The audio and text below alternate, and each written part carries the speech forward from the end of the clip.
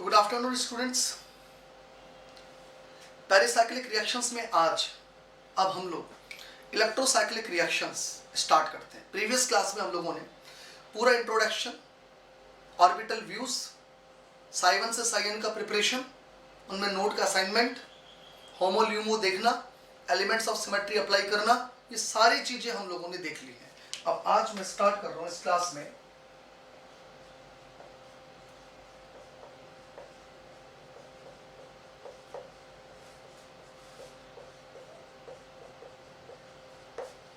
Electrocyclic reactions. देखो, electrocyclic reactions क्या होती है ये हमारे को पता है कि कॉन्जुगेटेड पॉलीइन का साइक्लाइजेशन होता है अंडर थर्मल और फोटोकेमिकल कंडीशन। हम लोगों को ये पता है, ठीक है। इसका मतलब हम ये कह सकते हैं कि it involve the cyclization of conjugated polyene. First point हम ये कह सकते हैं, it involve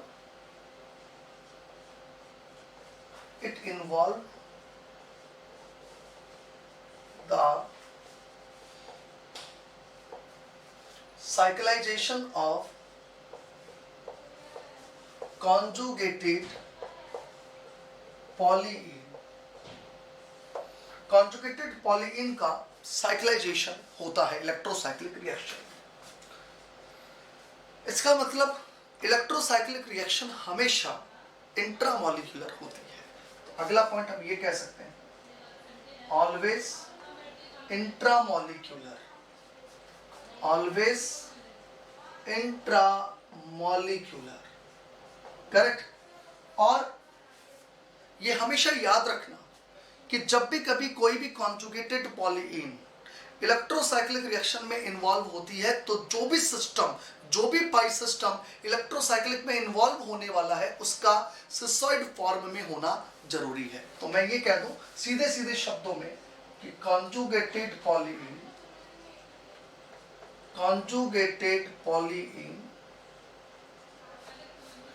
involve in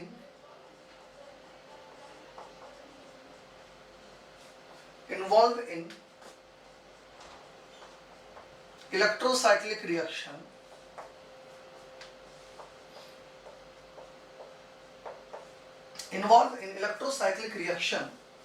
should lies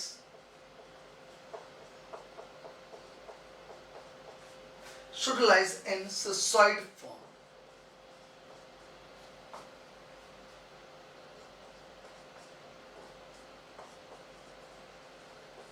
should lies in cissoid form। देखो इनका क्या मतलब है, इन पॉइंट्स का। इसको हम लोग छोटे छोटे से एग्जाम्पल लेके समझते हैं। हम लोग ये जानते हैं ये एक 1,3 डाइईन है। पहली चीज कॉन्जुगेटेड है, राइट। तो सिस्टम कॉन्जुगेटेड होना जरूरी है। इस वक्त मैंने लिया है कॉन्जुगेटेड डाइईन, और इस कॉन्जुगेटेड डाइईन को जब भी कभी हम कोई थर्मल या फोटोकेमिकल कंडीशन देते हैं तो हम ये जानते हैं ये पाई इलेक्ट्रॉन इधर जाते हैं और ये पाई इलेक्ट्रॉन इधर जाते हैं, क्लियर। और एक साइक्लिक ट्रांजिशन स्टेट बनेगी सबसे पहले, ये लीजिए, और फाइनली हम ये कहते हैं हमें साइक्लोब्यूटीन ऑब्टेन हुई है। और अगर मैं रिवर्स प्रोसेस कर दूं तो मैं कहूंगा ये प्रोसेस रिंग ओपनिंग हो गया, क्लियर। अगर अब मैं यहां डाइईन नहीं लूं बल्कि ट्राइईन ले लूं और वही थर्मल या फोटोकेमिकल कंडीशन ले लूं, काम में थर्मल या फोटोकेमिकल कंडीशन में ये इलेक्ट्रॉन्स इधर, ये इधर और ये यहां। और फर्स्ट ऑफ ऑल तो हमारे को यहां एक साइक्लिक ट्रांजिशन स्टेट मिलती है और फाइनली ये कन्वर्ट हो गई इस साइक्लिक प्रोडक्ट में। ये इस वक्त मैंने ले रखी है कॉन्जुगेटेड ट्राइईन। अब आप ध्यान से देखो, चाहे मैं कॉन्जुगेटेड डाइईन लूं चाहे मैं कॉन्जुगेटेड ट्राइईन लूं, इस वक्त ये सिसॉइड फॉर्म के अंदर एग्जिस्ट कर रही है। जब ये रिएक्शन में इन्वॉल्व हो रही है इलेक्ट्रोसाइक्लिक में तो इस वक्त ये एग्जिस्ट किस में कर रही है, सिसॉइड फॉर्म में। यानी ये भी सिसॉइड है, ये भी सिसॉइड है। अगर मान लीजिए मैं यहाँ पे ट्रांसॉइड डाइइन ले लेता, मान लीजिए हम यहाँ ट्रांसॉइड ले लेते, लीजिए ये मैंने ट्रांसॉइड कॉन्जुगेटेड डाइइन ली, कॉन्जुगेटेड तो है लेकिन ट्रांसॉइड है, ये है कॉन्जुगेटेड डाइइन। तो देखो कॉन्जुगेटेड तो है लेकिन है कैसी, ट्रांसॉइड।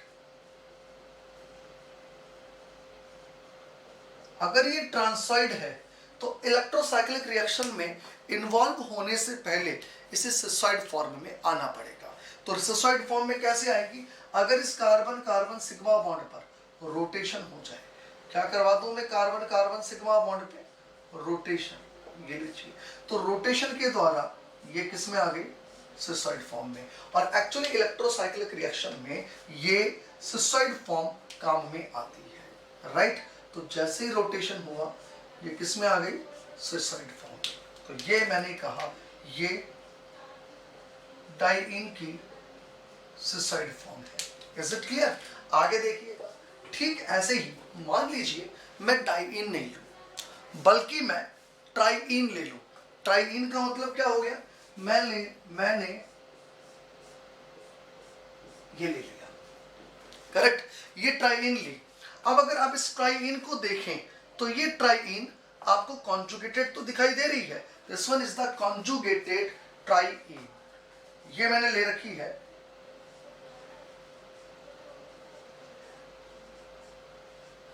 कॉन्जुगेटेड ट्राइइन।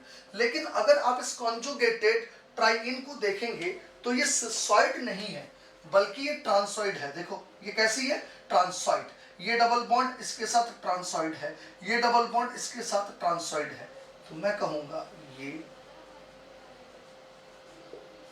ट्रांसॉइड है। अब मुझे इसे सिसॉइड फॉर्म में लेके आना पड़ेगा। भाई अगर मैं इसमें इलेक्ट्रोसाइक्लिक रिएक्शन से चाहता हूं तो मुझे इसको किस में लेकर आना पड़ेगा, ट्रांसॉइड में। और ये बात समझ में, देखो सभी डबल बॉन्ड जो इलेक्ट्रोसाइक्लिक रिएक्शन में इन्वॉल्व होने वाले हैं, अगर इलेक्ट्रोसाइक्लिक रिएक्शन में इन्वॉल्व होने वाले डबल बॉन्ड सेम साइड है तो बोला जाता है सिसॉइड। देखो सेम साइड सिसॉइड, देखो सेम साइड सिसॉइड। लेकिन अगर अपोजिट साइड है, इधर देखो अपोजिट है तो हम इनको बोलते हैं ट्रांसॉइड डबल बॉन्ड। तो ये जो ट्रांसॉइड डबल बॉन्ड है अभी इन्हें हमें सिसॉइड में लाना पड़ेगा और मैं इन्हें सिसॉइड में इस बॉन्ड पे रोटेशन करवा के, इस बॉन्ड पे भी रोटेशन करवा के ला सकता हूं। तो देखो अगर मैं यहां ये लीजिए, इस बॉन्ड पे जैसी रोटेशन हुआ, इस बॉन्ड पे जैसी रोटेशन हुआ, हमारे को ये मिली, तो ये कॉन्जुगेटेड ट्राइइन की सिसॉइड फॉर्म हमारे को मिल गई है। इसका मतलब ये हुआ कि अगर ट्रांसॉइड ट्राइइन दी हुई है तो हम उसे सिसॉइड फॉर्म के अंदर कन्वर्ट कर लेंगे। सिसॉइड फॉर्म में कन्वर्ट कैसे करेंगे ये मैंने आप लोगों को समझा दिया है, बाय द रोटेशन। तो देखो क्या क्या पॉइंट है। पहली चीज कॉन्जुगेटेड पॉलीइन होनी चाहिए, yes, conjugated diene, conjugated triene. Reaction हमेशा इंट्रामॉलिक्यूलर होती है, यस। अगर मैं तो अलग अलग अनसैचुरेटेड सिस्टम लूंगा तो उनके बीच में रिएक्शन को इलेक्ट्रोसाइक्लिक थोड़ी बोलोगे, इसमें तो हमेशा इंट्रामॉलिक्यूलर साइक्लाइजेशन होता है, दैट मींस ये हमेशा इंट्रामॉलिक्यूलर होती है, राइट। और मोस्ट इंपॉर्टेंट पॉइंट कि जो भी conjugated polyene undergoes in electrocyclic reaction always lies in cisoid form. अगर वो ट्रांसॉइड फॉर्म में है तो पहले उसे सिसॉइड फॉर्म में लाना पड़ेगा और फिर हमें इलेक्ट्रोसाइक्लिक रिएक्शन करवानी होगी। क्लियर? अब देखिए ये लाना मैंने आपको सिखा दिया, लेकिन एक चीज से बचना यारों, देखो एक चीज से बचना, गलती मत कर देना तुम लोग। देखो क्योंकि कई बार गलती हो जाती है इनमें। मान लीजिए मैंने आपको इस तरीके से ट्रांसॉइड फॉर्म दे दी, अब क्या होता है, ये जो ट्रांसॉइड है ना, ट्रांसॉइड, इसका डर इतना बैठ जाता है कि हम लोग सिसॉइड के अंदर लाते हैं फटाफट फटाफट, और ये भूल जाते हैं कि भाई बीच वाला जो डबल बॉन्ड है ना, जरा इस पर भी गौर फरमाइएगा। ये जो बीच वाला डबल बॉन्ड है, देखो ये बीच वाला डबल बॉन्ड का सिस पोजीशन पे रहना जरूरी है। अगर ये बीच वाला डबल बॉन्ड सिस स्टीरियो केमिस्ट्री रखेगा, सिस स्टीरियो केमिस्ट्री रखेगा, तभी इसके सिस स्टीरियो केमिस्ट्री रखने पर ही आप इसे और इससे सेम साइड रख सकते हो। ये देखो केवल रोटेशन की जरूरत है, केवल रोटेशन की जरूरत है। लेकिन अगर यहां पर मैंने बीच वाले डबल बॉन्ड को ट्रांस कर दिया, बीच वाले डबल बॉन्ड को क्या कर दिया, ट्रांस, और आपने ध्यान ही नहीं रखा और आप सोचो करा लो रोटेशन और रोटेशन करा के और इसको ले आओ ऐसे। अरे कैसे ले आओ यार, घर का राज थोड़ी है, बताओ ला सकते हो कि तुम लोग रोटेशन से ये काम करवा सकते हो? पॉसिबल है कि तुम ये रोटेशन करवाओ और ये बन जाए, ये रोटेशन कराओ और ये बन जाए? बताओ, ये लो, पॉसिबल है? तुमने तो डबल बॉन्ड का स्टीरियो को चेंज कर डाला रोटेशन से। Is it possible? तो हम कहेंगे नहीं, ये पॉसिबल नहीं है, ये आप रोटेशन से सिस्सॉइड फॉर्म के अंदर नहीं ला सकते।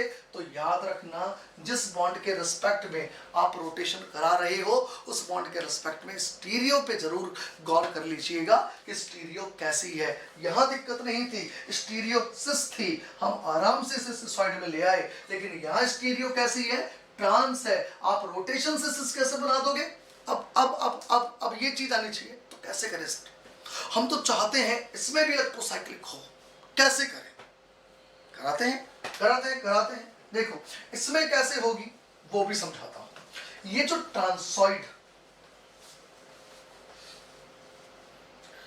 ट्रांसॉइड डबल बॉन्ड मैंने लिया, ये लीजिए। अब हम ये चाहते हैं कि इसके अंदर इससे ये बने, हम ये चाहते हैं ये बन जाए। तो ये काम हम एक पर्टिकुलर वेवलेंथ पर हमें कोई ना कोई एन पिकोमीटर या मैं कह दूं एंगस्ट्रॉम पे कोई वेवलेंथ दी हुई होगी। याद रखना, उस वेवलेंथ की प्रेजेंस में फर्स्ट ऑफ ऑल तो ये जो डबल बॉन्ड है, इस डबल बॉन्ड का स्टीरियो ट्रांस से सिस हो सकता है। और ये हम लोग सीखते हैं फोटोकेमिस्ट्री में, दैट इज द फोटोकेमिकल, या ये कह दूं कि photochemistry of alkene, cis trans isomerization in alkene in photochemical condition. ये जो है ये किया जा सकता है एक पर्टिकुलर वेवलेंथ पर, that is called cis trans isomerization of alkene under photochemical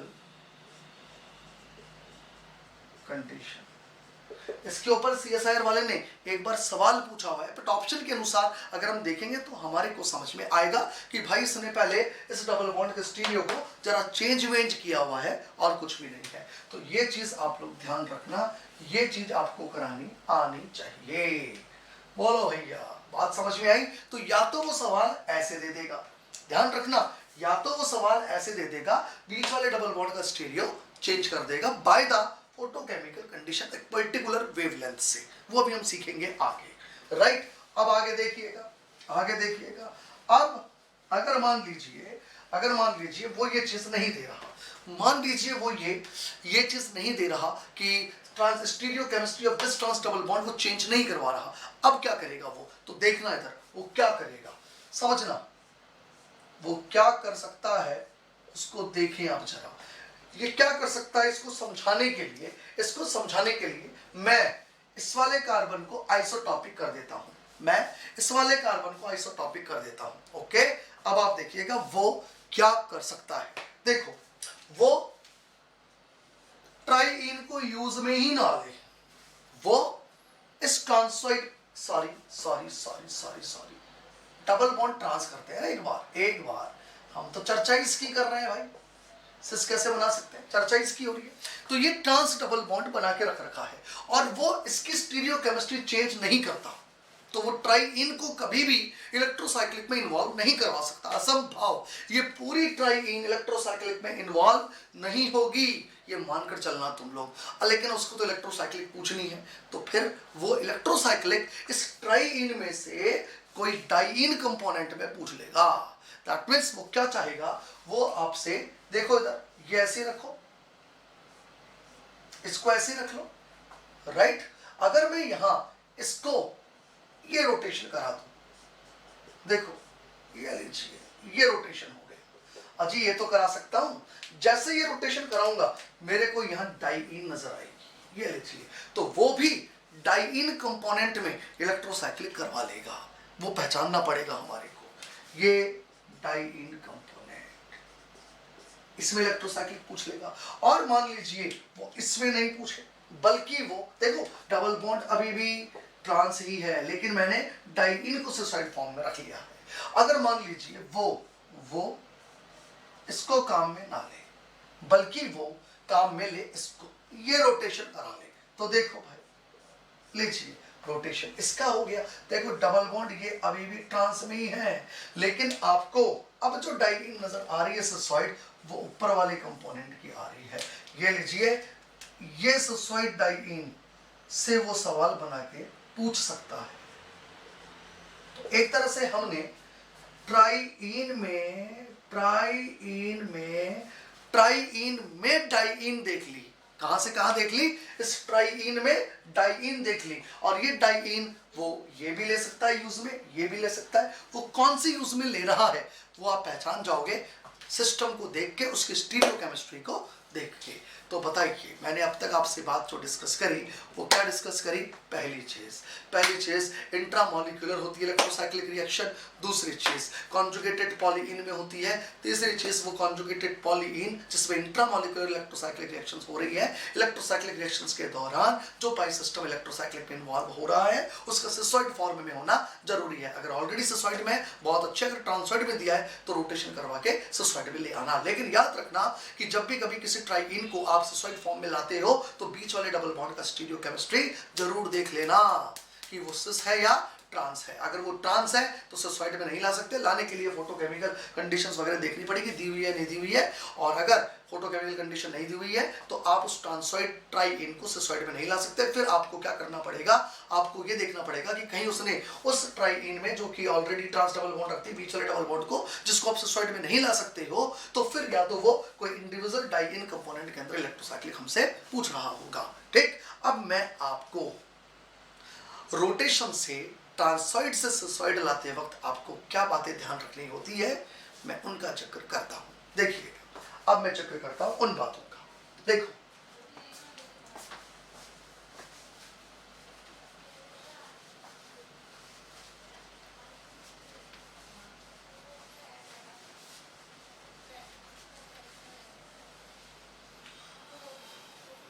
देखिएगा, कई बार क्या होता है हमारे को ट्रांसोइड डाइईन दी हुई है, जैसे ये देती है,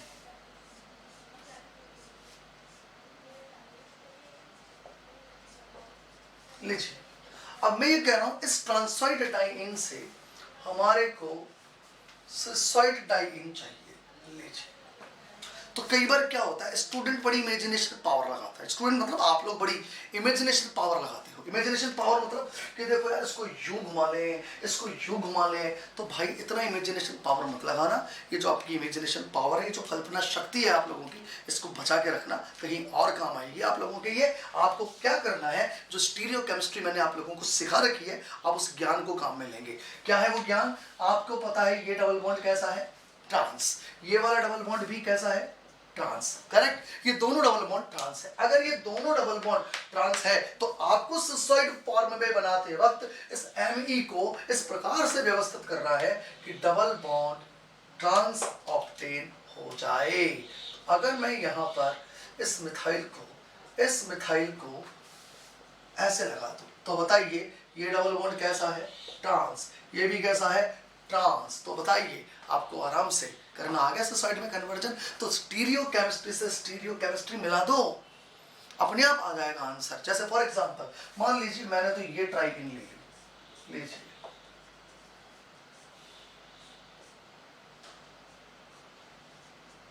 ये लीजिए। अब मैं ये कहता हूं भाई इसकी सिस्टोइड बनानी है। अब सिस्टोइड बनानी है, अलर्ट थोड़ा संभल के, बीच वाले डबल बॉन्ड पे जरा गौर फरमाइएगा कैसा है। तो हमने देखा बीच वाला डबल बॉन्ड सिस है, इसका मतलब हम इसका पूरा ट्राइईन का सिस्टोइड फॉर्म बना सकते हैं। कहीं कोई परेशानी नहीं है, ना हमारे को ना इस ट्राइईन को। लो बना लिया। अब ग्रुप कैसे लगाने हैं? तो ग्रुप लगाने के लिए मैंने क्या बोला, वो जो स्टीरियोकेमिस्ट्री सीख रखी है ना आप लोगों ने, आप उस ज्ञान को काम में लेंगे। बताइए डबल बॉन्ड कैसा है? सिस। ये डबल बॉन्ड भी कैसा है, ये डबल बॉन्ड भी कैसा है, ओहो ये भी सिस है, बिल्कुल सिस। इसका मतलब ये हुआ आपको दोनों डबल बॉन्ड सिस बनाने हैं। इस प्रकार से आपको यहाँ पे ग्रुप लगाने पड़ेंगे। तो देखो भाई थोड़ी जगह कम पड़ गई हमारे लिए, खोल के लिखते हैं सिस्टम को। ये लीजिए, ये ट्राइंगल बना दी मैंने। अब सिस डबल बॉन्ड अगर मुझे बनाने हैं तो मैं क्या करूंगा, इस AT को भी इधर ही लगाऊंगा और ME को भी इधर ही लगाऊंगा। और मैं देख रहा हूं यहाँ कि मुझे ये डबल बॉन्ड देखो इधर सिस नजर आ रही है। Is it clear? ये देखो, तो हमने कई इमेजिनेशन नहीं लगाई ना कि मैं यूं आपको यूं करके बता रहा हूं, यूं करके बता रहा हूं। कुछ नहीं करना है, स्टीरियो केमिस्ट्री की नॉलेज को यूज में लो और ट्रांसफाइड से सिस्टोइड फॉर्म बना लीजिए। बताइए यहां तक जो मैंने आपसे इलेक्ट्रोसाइक्लिक रिएक्शन का जिक्र किया, बताइए वो सारी बातें आपके समझ में आ गई? उतारेंगे आप लोग तब तक? बोलो भाई। चलिए जी आगे देखो। अब देखो भाई, इलेक्ट्रोसाइक्लिक रिएक्शंस के अंदर हम लोग ये जानते हैं कि रिंग क्लोजिंग हो रही है या रिंग ओपनिंग हो रही है। दोनों में से कुछ ना कुछ तो है। अगर सिस्टम एसाइक्लिक है तो रिंग क्लोजिंग हो गई, साइक्लिक है तो रिंग ओपनिंग हो गई। मैं रिंग क्लोजिंग के हिसाब से डीलिंग करता हूं, क्योंकि रिंग क्लोजिंग के हिसाब से डीलिंग करके और अगर मैं कंसेप्ट आपको सिखा दूं तो सेम वही कंसेप्ट आप ओपनिंग में भी अप्लाई कर सकते हो। आगे बात समझ में? तो देखो देखो मुझे ये बताइए इलेक्ट्रोसाइक्लिक रिएक्शंस में क्या होता है। तो हम जानते हैं सर, इलेक्ट्रोसाइक्लिक रिएक्शन के अंदर ड्यूरिंग द रिंग क्लोजिंग एक सिग्मा बॉन्ड बनता है पाई बॉन्ड के खर्चे पर। क्लियर? मैं रिपीट करता हूं, in the electrocyclic reactions we knows very well that the ring opening and ring closing takes place. अगर मैं बात रिंग क्लोजिंग की कर रहा हूं, यदि मैं बात रिंग क्लोजिंग की कर रहा हूं, तो मैं ये कह दूं कि sigma bond is form at the expense of pi bond. एक पाई बॉन्ड का खर्चा होता है और एक सिग्मा बॉन्ड ऑब्टेन होता है। राइट? तो देखो सबसे पहले मैं छोटी छोटी सी बातें लिखता चलता हूं, इनको जोड़ता चलता हूं। सीक्वेंस के अंदर जब ये चीजें जमेंगी तो बात आपके समझ में आएगी। तो भाई सबसे पहले क्या लिखता हूं, in electrocyclic reaction, in electrocyclic reaction ring opening and ring closing will be takes place in electrocyclic reaction.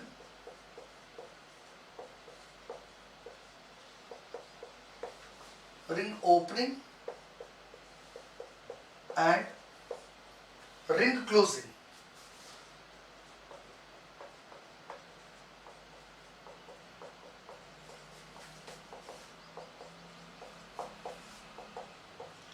will be takes place. Correct? हमारे को पता है कि रिंग ओपनिंग या रिंग क्लोजिंग होती है। अब मैं क्या कर रहा हूं, इसमें से मैं रिंग क्लोजिंग की बात करता हूं। मैं बात किसकी कर रहा हूं, रिंग क्लोजिंग की, और इससे आपके कंसेप्ट बना देता हूं। तो जो कंसेप्ट रिंग क्लोजिंग में सीखोगे, कॉन रोटेटरी, डिसरोटेटरी, करेक्ट, सेम वही चीज हम लोग रिंग ओपनिंग में भी काम में ले लेंगे। राइट? अब हम ये कहते हैं during ring closing, during ring closing a sigma bond is formed, a sigma bond is formed at the expense of, expense क्या होती है इस वाली, चलो लिख लेना कुछ, at the expense of pi bond. Clear? तो क्या होता है कि एक सिग्मा बॉन्ड बनता है एक पाई बॉन्ड के एक्सपेंस पर, खर्चे पर। ठीक है? तो देखो भैया, तो जब भी कभी रिंग क्लोजिंग होती है, जब भी कभी भी रिंग क्लोजिंग होगी तो एक सिग्मा बॉन्ड बनेगा किससे, एक पाई बॉन्ड के खर्चे से। ठीक है? अब एक बात बोलो यार, जो भी रिंग क्लोजिंग के दौरान सिस्टम अज्यूम किया जाता है, वो अज्यूम कैसे किया जाता है, कॉन्जुगेटेड पॉलीइन का ऐसे किया जाता है, ये कॉन्जुगेटेड पॉलीइन और ये इसके P orbital, P P P P P P P P P orbital ऐसे होते हैं। ये कॉन्जुगेटेड पॉलीइन के कार्बन सारे और ये उन पर लगे हुए P P P P P P orbital. मान लेते हैं कि ये कॉन्जुगेटेड सिस्टम ये है। ठीक है? ये ऐसे है भाई, ऐसे यूं। अभी मैं अज्यूम इसको ऐसे करवा रहा हूं आप लोगों को, ऐसे, मतलब यू नहीं ले रहा मैं, यू ले रहा हूं, ऐसे समझ रहा ये। अब ऐसा तो बनाऊं कैसे मैं सिस्टम को, ऐसे, ये है कॉन्जुगेटेड सिस्टम, करेक्ट है, दिख रहा है आप लोगों को। कभी कभी तो ये दो हाथ वाकई में कम पड़ जाते हैं समझाने के लिए, देखो है ना, सही है, ये कॉन्जुगेटेड सिस्टम हो गया। अब मुझे ये बताओ, ये जो कॉन्जुगेटेड सिस्टम है इसके पी ऑर्बिटल कैसे हैं, ये पी ऑर्बिटल है, ये पी ऑर्बिटल है, ये पी ऑर्बिटल है, ये पी ऑर्बिटल है। आ गई बात समझ में, क्लियर। अब आप मुझे ये बताओ, बॉन्ड बनाना है इस कार्बन और इस कार्बन के बीच में, बॉन्ड किस किस के बीच में बनाना है, बॉन्ड बनाना है इस कार्बन और इधर वाले इस कार्बन के बीच में, लेकिन उस पर जो पी ऑर्बिटल है वो तो ऐसे पैरेलल है। और इनऑर्गेनिक पढ़ लिया हम लोगों ने, अगर दो पी ऑर्बिटल ऐसे हैं तो भाई इनसे तुम लाख कोशिश कर लो सिग्मा बॉन्ड नहीं बना सकते, बिकॉज राइट नाउ ये अगर या तो ओवरलैप करेंगे तो कोलैटरल ओवरलैप कर सकते हैं, और कोलैटरल ओवरलैपिंग से कभी भी सिग्मा बॉन्ड नहीं बनता है।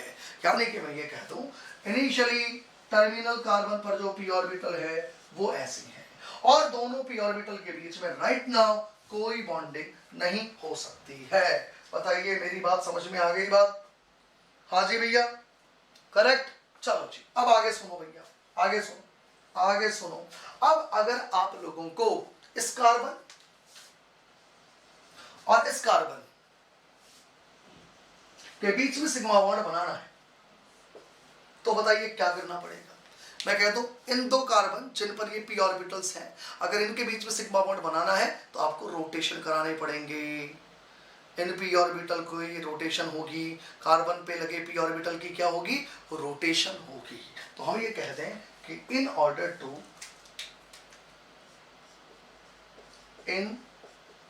Order to form sigma bond in between terminal carbon atom, भाई राइट नाउ तो मैंने टर्मिनल कार्बन एटम आपको साइन करके दिए हैं, in between terminal carbon atom both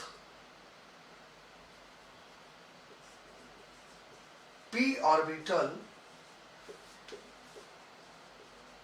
should rotate, दोनों p ऑर्बिटल का रोटेट होना जरूरी है। अब मैं इस रोटेशन को मान लो ये कह दूं कि भाई ये रोटेशन हो जाए, ये रोटेशन हो जाए, ये रोटेशन हो जाए, हो गया रोटेशन, ठीक है। अब मैं यहां ये कह दूं कि जैसे रोटेशन होगा ये पी ऑर्बिटल ऐसे हो गई, आगे बात समझ में। और अब दोनों के बीच में ये लीजिए बॉन्डिंग पॉसिबल है। अगर दोनों के बीच में बॉन्डिंग पॉसिबल है तो इसका मतलब अब यहां पे हम सिग्मा बॉन्ड फॉर्मेशन की बात कर सकते हैं। ये लीजिए दोनों के बीच में क्या हो गई, सिग्मा बॉन्ड फॉर्मेशन। बोलो भैया यहां तक समझ में आई बात, ठीक है। तो दोनों पी ऑर्बिटल का रोटेशन होना जरूरी है। अब आप ये कहें भाई ये जो रोटेशन है ये दो प्रकार का होता है। अब rotation of p orbital are of two types। ये जो रोटेशन है p ऑर्बिटल का ये दो टाइप का होता है, दो प्रकार का रोटेशन होता है ये p ऑर्बिटल का। अब rotation of p orbital are of two types. कौन सा होता है उसको समझो। एक रोटेशन बोला जाता है कॉन रोटेटरी, कॉन रोटेटरी, और एक रोटेशन बोला जाता है डिस रोटेटरी। एक रोटेशन क्या बोलते हैं हम, कॉन रोटेटरी, और एक रोटेशन को हम क्या बोलते हैं, disrotatory. Now what is the meaning of the conrotatory, what is the meaning of the disrotatory, इनके मीनिंग हमें आने चाहिए। देखो भाई समझना, कॉन रोटेटरी का मतलब ये होता है कि यदि दोनों पी ऑर्बिटल एक ही डायरेक्शन में रोटेट हो, ये पी ऑर्बिटल भी क्लॉकवाइज घूमे और ये भी क्लॉकवाइज घूमे, कॉन रोटेटरी। ये पी ऑर्बिटल एंटी क्लॉकवाइज घूमे और ये भी एंटी क्लॉकवाइज घूमे तो हम कहेंगे कॉन रोटेट, यानी both p orbital rotate in the same direction, then the rotation is called conrotatory. तो क्या कहा जाएगा, कॉन रोटेटरी का मतलब both p orbital rotate in same direction. दोनों p ऑर्बिटल सेम डायरेक्शन के अंदर अगर रोटेट होती हैं then it is called conrotatory. Same direction का मतलब हो गया या तो दोनों ही, देखो इधर ऐसे, that is called conrotatory, या फिर दोनों ही ऐसे, ये लीजिए, तो इसको क्या बोलूंगा, कॉन रोटेटरी। और अगर मैं ये कह दूं कि दोनों p ऑर्बिटल ऑपोजिट डायरेक्शन में रोटेट हो, ऑपोजिट का मतलब एक क्लॉकवाइज तो एक एंटी क्लॉकवाइज, या एक एंटी क्लॉकवाइज तो दूसरा क्लॉकवाइज, ठीक है, तो इसे क्या बोलेंगे, डिसरोटेटरी। तो हम कहेंगे डिसरोटेटरी का मीनिंग हो गया both p orbital rotate in opposite direction, both p orbital rotate in opposite direction, तो फिर हम कहेंगे रोटेशन डिसरोटेटरी कहलाएगा। ऑपोजिट डायरेक्शन का मतलब मैं रिप्रेजेंटेशन ऐसे कह दूं, देख रहे हैं, अगर एक क्लॉकवाइज तो दूसरा एंटी क्लॉकवाइज, ये लीजिए, और या फिर ये कह दूं एक एंटी क्लॉकवाइज, ये लीजिए, तो दूसरा क्लॉकवाइज, ये भी डिसरोटेटरी है। इस प्रकार के रोटेशन को हम कहते हैं कॉन रोटेटरी एंड डिसरोटेटरी। इसको मैं कुछ ऐसे समझा दूं आप लोगों को, देखिए ये कोई कॉन्जुगेटेड सिस्टम है, ये कॉन्जुगेटेड सिस्टम में ये दोनों कार्बन है जिनके ऊपर लगे p ऑर्बिटल को रोटेट होना है, माना ये वो दो p ऑर्बिटल हैं, देखो भैया ये दोनों p ऑर्बिटल, समझ में आ गई बात, करेक्ट, चलिए ठीक है चलेगा। अब अगर मान लीजिए मैं ये कहता हूं ये p ऑर्बिटल ऐसे रोटेट हो, ये लीजिए, ये कॉन रोटेटरी है, सेम डायरेक्शन, या मैं ये कह दूं ये रोटेशन ऐसे हो, दैट इज कॉन रोटेटरी। लेकिन अगर मान लीजिए एक p ऑर्बिटल u रोटेट हो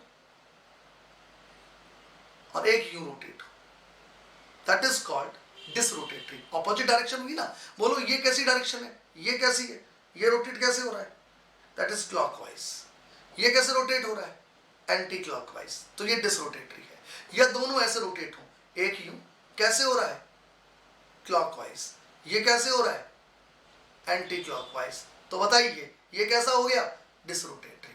बोलो बात समझ में आई। तो मैंने क्या बोला अब तक, मैं उसे रिपीट कर देता हूं। देखो इलेक्ट्रोसाइक्लिक रिएक्शंस के अंदर मैं कहता हूं रिंग ओपनिंग भी होती है, रिंग क्लोजिंग भी होती है। अगर इलेक्ट्रोसाइक्लिक रिएक्शन में मान लीजिए रिंग क्लोजिंग हो रही है, तो रिंग क्लोजिंग के दौरान ये जो कॉन्जुगेटेड सिस्टम है, इनमें टर्मिनल कार्बन एटम जिनके बीच में बॉन्ड फॉर्मेशन होने वाली है, क्लियर, इन पर लगे हुए दोनों p ऑर्बिटल एक दूसरे के पैरेलल होते हैं, इसलिए अभी इस वक्त कोई सिग्मा बॉन्ड फॉर्मेशन नहीं हो सकती। तो अगर हमारे को इनके बीच में सिग्मा बॉन्ड फॉर्मेशन करवानी है तो इन p ऑर्बिटल को रोटेट होना पड़ेगा, और ये रोटेशन ऑफ p ऑर्बिटल दो प्रकार का होता है, एक कॉन रोटेटरी और एक डिसरोटेटरी। Is it clear? अब कॉन रोटेटरी का मतलब होता है both p orbital rotate in the same direction, then it is called conrotatory. Disrotatory का मतलब होता है both p orbital rotate in the opposite direction, then it is called disrotatory. तो मैंने अभी ये समझा रोटेशन दो प्रकार का, कॉन रोटेटरी एंड डिसरोटेटरी, दोनों समझ में आ गए। मैंने आपको ये बताया रोटेशन क्यों जरूरी है, क्योंकि अभी इस वक्त सिग्मा बॉन्ड फॉर्मेशन हो ही नहीं सकती। सिग्मा बॉन्ड फॉर्मेशन होने के लिए दोनों p ऑर्बिटल को एक्सियल ओवरलैपिंग करनी पड़ेगी, और एक्सियल ओवरलैपिंग तभी हो सकती है जब दोनों p ऑर्बिटल ऐसे हो, ना कि ऐसे हो। अगर दोनों p ऑर्बिटल ऐसे हैं कोई एक्सियल ओवरलैपिंग नहीं हो सकती, इसके लिए रोटेशन होना पड़ेगा, दोनों p ऑर्बिटल को एक्सियली आना पड़ेगा, एक्सियली ओरिएंटेड होने के बाद ही इनमें सिग्मा बॉन्ड फॉर्मेशन हो सकता है, इसलिए रोटेशन की जरूरत होती है। तो रोटेशन क्यों चाहिए ये बताया, कितने टाइप का रोटेशन हो सकता है ये बताया, अब किसमें कौन सा होगा ये भी नहीं बताया, ये अभी हम डिस्कस करते हैं, पहले उतारेंगे आप लोग, उतारो। तो अब मैं आपको ये बताता हूं कि कब और किस वक्त हमें कौन रोटेटरी करवाना है, कब और किस वक्त डिसरोटेटरी करवाना है, और ये बताने के लिए हमें कुछ थ्योरीज समझनी पड़ेगी। ये थ्योरीज क्या क्या होती है, एक होती है एफएमओ अप्रोच, एक होती है डेवार्स पीएमओ अप्रोच, एक होती है Woodward Hoffmann correlation diagram method. अब ये सब चीजें तो थ्योरेटिकल है और एमएससी प्रीवियस में हम लोग पढ़ते हैं, अभी हम इसका जिक्र नहीं करेंगे। मैं केवल एफएमओ अप्रोच लूंगा, एफएमओ अप्रोच से रिजल्ट निकालूंगा। याद रखना वो दोनों भी रिजल्ट वही देते हैं जो एफएमओ देती है, पर अपने अपने तरीके से देते हैं। अभी हमारे को उन तरीकों से मतलब नहीं है, अभी हमें रिजल्ट देखना है, सिस्टम्स को समझना है, ताकि हम क्वेश्चन सॉल्व करने की स्थिति में आ जाए। बाद में मैं आपको साइक्लो एडिक्शन के और इलेक्ट्रोसाइक्लिक के वुडवर्ड हॉफमैन कोरिलेशन डायग्राम्स वगैरह सब एक साथ समझा दूंगा, ठीक है ना। चलिए, तो अब आपको मैं समझाता हूँ थ्योरीज फॉर एक्सप्लेनेशन। हेडिंग डालेंगे आप लोग, theories for explanation. Theories for explanation. देखो भाई, थ्योरीज फॉर एक्सप्लेनेशन में पहले एक बार लिस्ट तो बना लेते हैं हम लोग, लिस्ट तो बनाते हैं, राइट। देखो,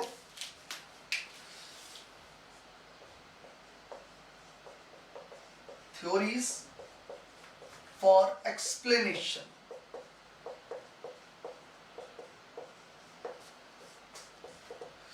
देखो, जब भी कभी हम थ्योरीज लेते हैं एक्सप्लेनेशन के लिए, तो एक थ्योरी तो होती है FMO approach, FMO that is Fukui's frontier molecular orbital theory. FMO का मतलब क्या होता है, फुल फॉर्म क्या है, फ्यूकेस फ्रंटियर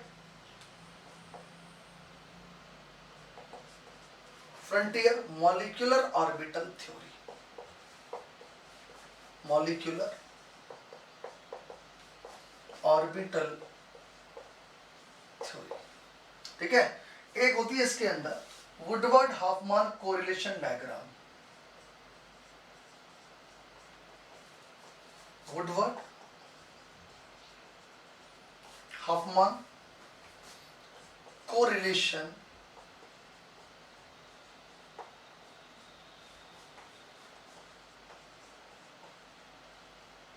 डायग्राम, और एक इसके अंदर पढ़ते हैं Dewar's PMO approach, Dewar's PMO approach, यानी perturbation of molecular orbital theory. उससे भी हमारे को कोई मतलब नहीं है। अब इससे इनमें से मैं अभी सब एफएमओ अप्रोच की बात कर रहा हूं, केवल और केवल एफएमओ अप्रोच की बात कर रहा हूं, क्योंकि मुझे एक रिजल्ट चाहिए 4n सिस्टम में क्या होगा, 4n+2 में क्या होगा, थर्मल एंड फोटोकेमिकल कंडीशंस में। बस ये अपने तरीके से ये चीज बताता है, ये अपने तरीके से बताता है, ये अपने तरीके से बताता है। सबके तरीके अलग अलग है, बट सबको आना सेम रिजल्ट पर है। तो हम सीधे रिजल्ट देखते हैं किसी भी एक थ्योरी से, और फिर सिस्टम्स कौन कौन से काम में आते हैं इलेक्ट्रोसाइक्लिक रिएक्शंस के अंदर, उनका एक बार पूरा ओवरव्यू लेते हैं, और फिर हम इन पर बेस्ड प्रॉब्लम्स स्टार्ट कर देंगे, ठीक है। देखिए, सबसे पहले मैं आपको समझाता हूं एफएमओ अप्रोच।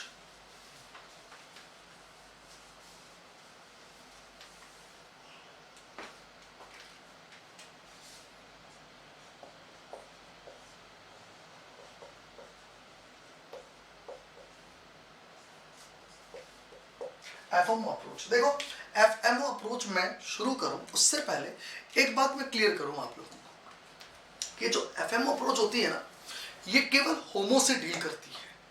3 प्रकार की थ्योरीज हैं, एक एफएमओ थ्योरी है, एक Woodward Hoffmann correlation diagram method है, और एक डेवार्स पीएमओ अप्रोच है। इन तीनों में से जो एफएमओ अप्रोच है वो केवल होमो से डीलिंग करती है, केवल होमो से, और किसी से कोई डीलिंग नहीं होती। और ये जो वुडवर्ड हॉफमैन कोरिलेशन डायग्राम है ना, ये सभी एनर्जी लेवल से डीलिंग करती है, साई1 से लेके साई n तक, इधर से सिग्मा पाई साई सबको लेती है, एक डायग्राम बनाती है। और ये जो डेवार्स पीएमओ अप्रोच है, ये कहती है कुछ भी ले लो यार, तुम्हारी इच्छा हो साई1 ले लो, साई1 ले लो, साई2 लेना है साई2 ले लो, साई3 लेना है साई3 ले लो, साई4 लेना है साई4 ले लो। मतलब वो कहता है कुछ भी ले लो। एफएमओ कहता है केवल होमो लो, और वुडवर्ड कहता है सारे लो, सब कुछ लो, लेकिन रिजल्ट लास्ट में सब एक ही देंगे। तो मैं बात कर रहा हूं एफएमओ अप्रोच की, जिसमें हम केवल होमो से डीलिंग करने वाले हैं, ठीक है। क्यों, इसको देखिए, सुनिए मेरी बात। देखो, हम ये जानते हैं कि इन the case of the pericyclic reaction, the case of the electrocyclic reaction, a sigma bond is formed at the expense of pi bond during ring closing. Electrocyclic reaction में रिंग क्लोजिंग के दौरान एक सिग्मा बॉन्ड बनता है एक pi bond के खर्चे पर। अब सिग्मा बॉन्ड बनाने के लिए इलेक्ट्रॉन कितने चाहिए, 2। अगर आपको सिग्मा बॉन्ड बनाना है ना तो इलेक्ट्रॉन कितने चाहिए? दो। दो का मतलब एक इधर एक इधर, तब जाके आपका ये सिग्मा बॉन्ड बनेगा एक्सियल ओवरलैपिंग से। और दो इलेक्ट्रॉन अगर आपको चाहिए तो ये दो इलेक्ट्रॉन होते कहाँ हैं? हम कहेंगे ये दो इलेक्ट्रॉन होमो के अंदर होते हैं, उसके नीचे भी होते हैं, उसके नीचे भी होते हैं, सब जगह दो दो इलेक्ट्रॉन। सिस्टम डिपेंड करता है सिस्टम कौन सा लिया गया है। अब हम कौन से दो इलेक्ट्रॉन्स को काम में लेंगे सिग्मा बॉन्ड बनाने के लिए? हम कहेंगे हम वो दो इलेक्ट्रॉन्स काम में लेंगे जिनके ऊपर न्यूक्लियस का अट्रैक्टिव फोर्स सबसे कम लगता है। और न्यूक्लियस का अट्रैक्टिव फोर्स सबसे कम कहां लगता है? उन पर जो न्यूक्लियस से बहुत दूर होते हैं। दूर कौन होते हैं? होमो। होमो दूर होता है because that is highest occupied molecular orbital. Clear? तो इसका मतलब ये हुआ कि हम एफएमओ अप्रोच के अंदर जिन दो इलेक्ट्रॉन से सिग्मा बॉन्ड बनाने वाले हैं वो होमो में प्रेजेंट है, इसलिए हम लोग जो भी रिजल्ट निकालेंगे वो होमो को देखकर निकालेंगे। किसको देख के निकालेंगे? होमो को देख के निकालेंगे। मैं अब तक की कहानी फिर से रिपीट करता हूं। In the case of the electrocyclic reaction a sigma bond is form at the expense of pi bond and in order to sigma bond we will require two electrons. Now the question is which two electrons? Then the answer is the two electrons which are loosely bounded from the nucleus. जो nucleus से सबसे weekly bounded है, हम उन दो electrons की बात करते हैं। And the loosely bounded two electrons are present in HOMO, nucleus से बहुत दूर, बहुत दूर। करेक्ट? इसका मतलब in the case of the FMO approach we deals with the symmetry of HOMO only. हम केवल और केवल होमो की सिमेट्री से डील करते हैं। मेरी बताइए ये बात अब तक आपको समझ में आ गई? ओके, चलिए, तो इसका मतलब ये हुआ कि हमें केवल और केवल होमो की सिमेट्री देखनी है in the case of the FMO approach. Okay, अब मैं यहां सबसे पहले लेता हूं सिस्टम, सपोज कोई सा भी 4n सिस्टम, 4n+2 सिस्टम कोई सा भी ले लिया मैंने, और मैंने कहा मान लेते हैं कि होमो में टर्मिनल लोब्स पे सेम साइन है। मान लेते हैं कि होमो में टर्मिनल लोब्स पे सेम साइन है। वो होमो कुछ भी हो सकता है, राइट? ट्राइइन के लिए होमो, टेट्राइन के लिए होमो, डाइन के लिए होमो, किसी का सबका अलग अलग है। मैंने तो ये मान लिया, केस बना लिया। मान लेते हैं कि होमो में टर्मिनल लोब्स पे सेम साइन है। करेक्ट? तो टर्मिनल लोब्स पे सेम साइन को मैं कैसे दिखा दूं? मैं टर्मिनल लोब्स को सेम साइन में ऐसे दिखा दूं। देखो भैया, ये दोनों ब्लैक मार्कर हैं और दोनों ब्लैक मार्कर की कैप इस वक्त ऊपर है। क्लियर? अब मैं ये चाहता हूं कि दोनों कैप का मतलब मैंने ले लिया पॉजिटिव चार्ज और नीचे वाले हिस्से को मैंने ले लिया नेगेटिव चार्ज। क्लियर? अब एक बात बताओ, रोटेशन के दौरान जब ये बॉन्डिंग होगी, एक्सियल ओवरलैपिंग होगी और सिग्मा बॉन्ड फॉर्मेशन होगी, उस दौरान अरे इन ऑर्बिटल का सेम फेज में ओवरलैप करना जरूरी है ना। सेम फेज में ओवरलैप करेंगे तभी तो सिग्मा बॉन्ड बनेगा। क्लियर? अब सेम फेज में ओवरलैपिंग होनी जरूरी है to form a sigma bond. इस बात को जरा ध्यान रखना। करेक्ट? अब मैंने कहा ये कॉन्जुगेटेड सिस्टम, ये टर्मिनल कार्बन और ये टर्मिनल कार्बन के p ऑर्बिटल, और मैंने कहा right now in the case of the HOMO terminal lobes have the same sign.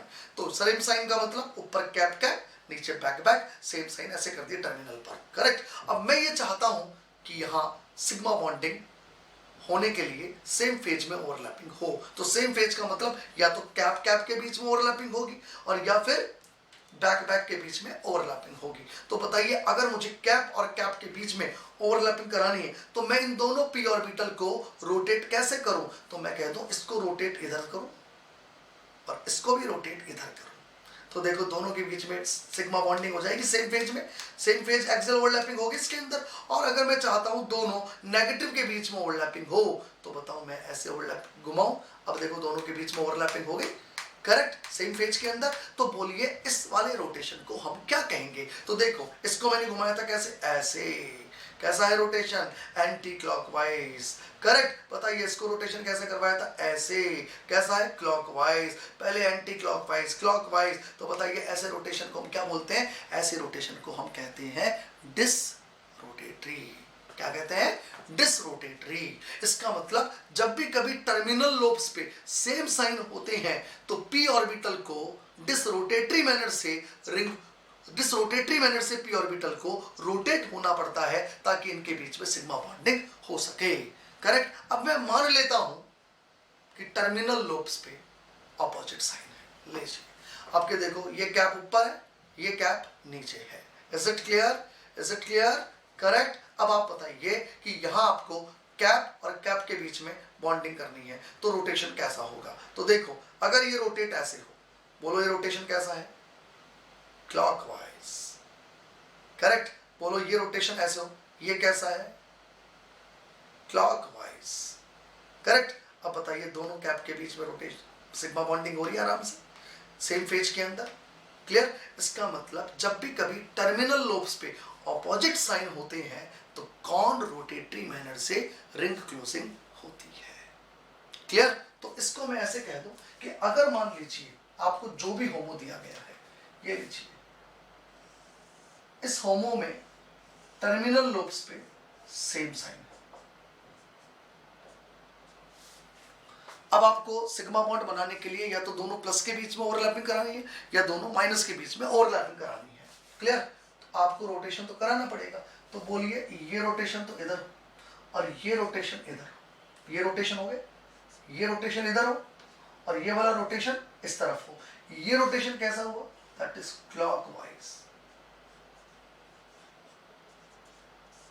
और ये रोटेशन कैसा हुआ? That is anti clockwise.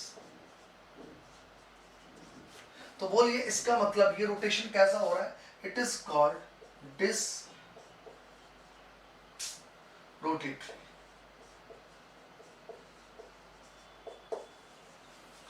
कैसा हुआ? Dish rotatory.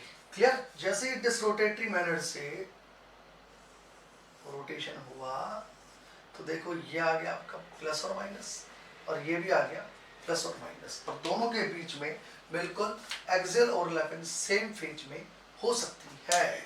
Is it clear? तो इसका मतलब जब भी कभी टर्मिनल लोब्स पे सेम साइन होते हैं, टर्मिनल लोब्स पे सेम साइन का मतलब, इसका मतलब मिरर प्लेन लग रहा है। और इसका मतलब क्या है? मिरर प्लेन लग रहा है। क्लियर? यानी जब भी कभी टर्मिनल लोब्स पे सेम साइन होते हैं यानी वो ऑर्बिटल्स जिनमें मिरर प्लेन लगता है, या अब कह दूं वो ऑर्बिटल जिनमें वो ऑर्बिटल जिनके होमो में साई की वैल्यू ऑड होती है। ये सब कुछ एक ही बातें हैं। क्या क्या बोल गया मैं? वापस से समझना।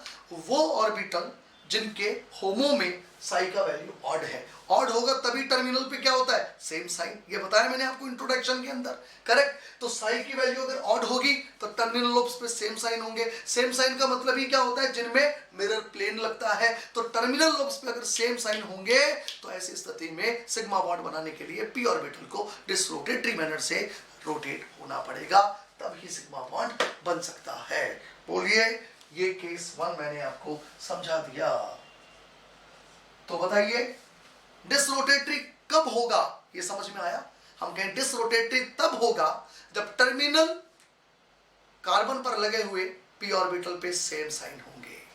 करेक्ट? या मैं कह दूं डिसरोटेटरी तब होगा जब दिए गए सिस्टम के अंदर, दिए गए साई एरे के अंदर मिरर प्लेन लगेगा, तभी टर्मिनल पर सेम साइन होता है, तभी तो मिरर प्लेन लगता है।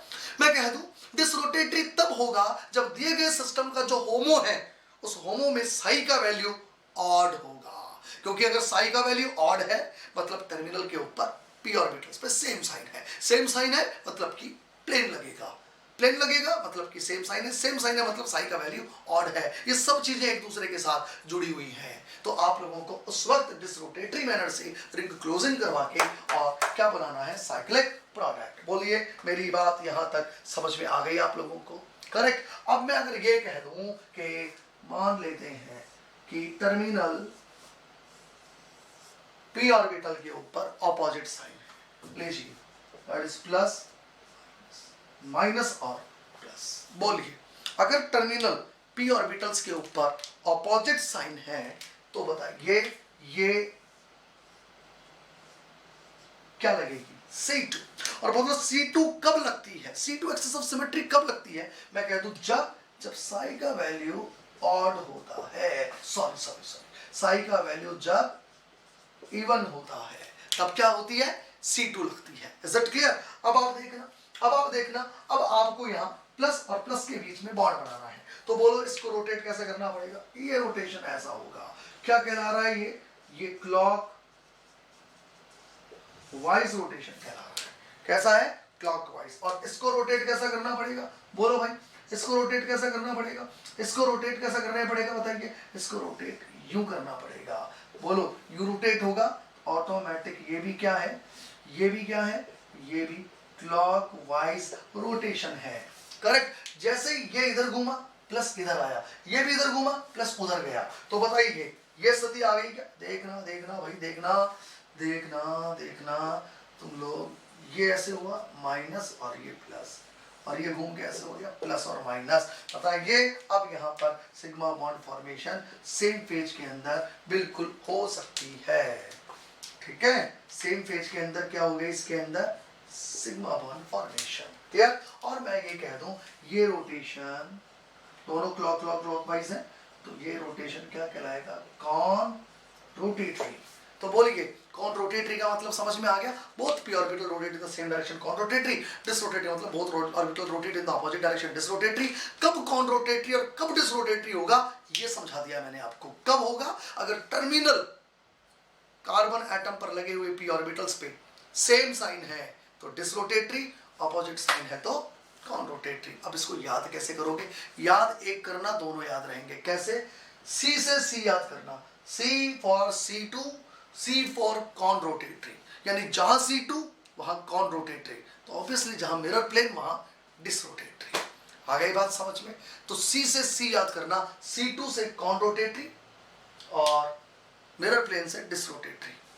ओके, तो C याद होना चाहिए। अब मैं इससे रिजल्ट निकालता हूं।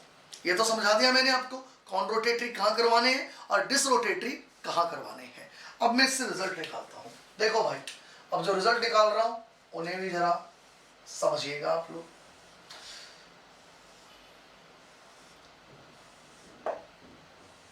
बोलो, सिस्टम एक तो होते हैं 4n और सिस्टम एक होते हैं 4n+2, और हमें देखना है थर्मल और फोटोकेमिकल कंडीशन में कब और किस सिस्टम में कॉन रोटेटरी और किस सिस्टम में डिसरोटेटरी मैनर से रिंग ओपनिंग या रिंग क्लोजिंग होगी।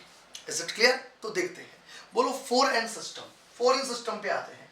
4n सिस्टम का मतलब 4 पाई इलेक्ट्रॉनिक सिस्टम, 8 पाई इलेक्ट्रॉनिक सिस्टम, 12 पाई इलेक्ट्रॉनिक सिस्टम, 16 पाई इलेक्ट्रॉनिक सिस्टम, 20 पाई इलेक्ट्रॉनिक सिस्टम, यही होते हैं 4n सिस्टम। और आप मैं इसमें से लेता हूं 4n सिस्टम में सबसे छोटा system, that is 4 pi electronic system. क्योंकि अगर मैंने इससे कोई रिजल्ट निकाल दिया तो ये रिप्रेजेंट कर रहा है भैया 4n सीरीज को।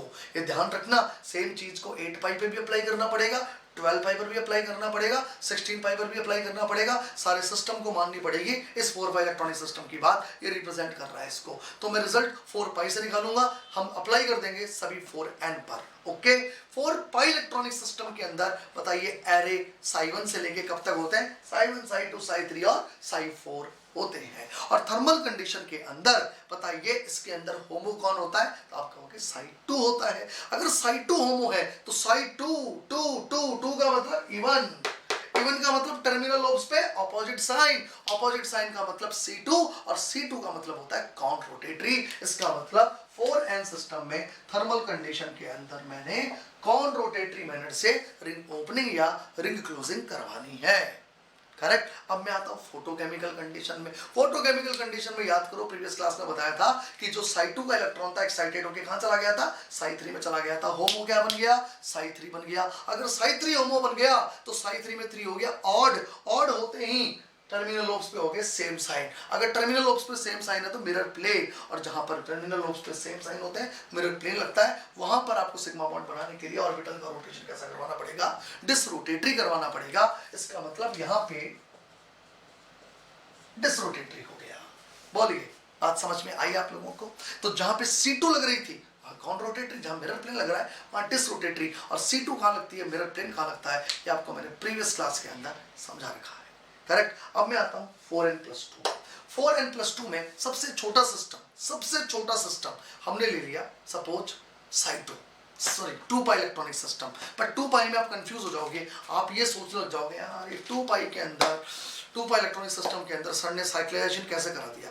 क्योंकि 2 पाई का मतलब एलाइलिक सिस्टम होता है। एलाइलिक भी तो करा ही सकता हूँ ना, allylic cation is also 2 pi electronic system, है ना? तो आप कंफ्यूज होंगे, तो मैं क्या करता हूँ 2 पाई से जरा ऊपर ले लेता हूँ क्योंकि अभी हमको आदत नहीं है 2 पाई इलेक्ट्रिक देखने की, वो तो अभी आ जाएंगे सवालों के अंदर, राइट। तो मैं पहले ले लेता हूँ 6 पाई इलेक्ट्रॉनिक सिस्टम। 6 पाई इलेक्ट्रॉनिक सिस्टम के अंदर आप जानते हैं साई 1, साई 2, साई 3, साई 4, साई 5, साई 6 ये होते हैं सारे, साई 1 से लेकर साई 6 तक। अब बताइए थर्मल कंडीशन के अंदर होमो कौन, साई 1 से लेकर साई 6 तक अगर मैं चलूं तो थर्मल कंडीशन का होमो कौन, तो थर्मल का होमो साई 3। साई 3 का मतलब ऑड, ऑड का मतलब टर्मिनल लोब्स पे सेम साइन, सेम साइन का मतलब मिरर प्लेन, और मिरर प्लेन का मतलब डिसरोटेटरी। इसका मतलब यहाँ पे 4n+2 में थर्मल कंडीशन में रिंग ओपनिंग या रिंग क्लोजिंग डिसरोटेटरी मैनर से होती है।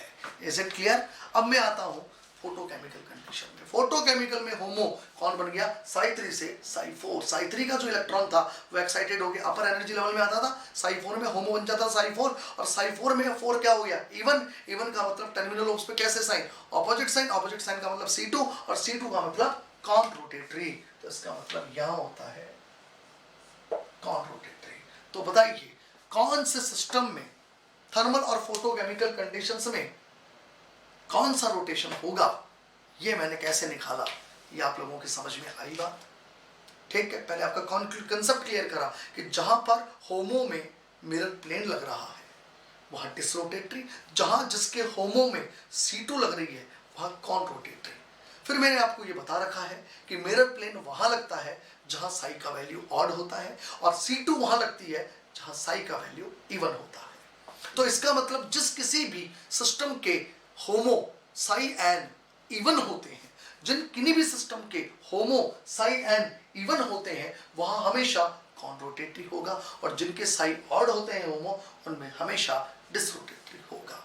ये बात करी मैंने FMO अप्रोच की। बताइए मेरी बात समझ में आई आप लोगों को? बताओ भाई, उतारो फटाफट, मेरी बात आई समझ में आप लोगों को?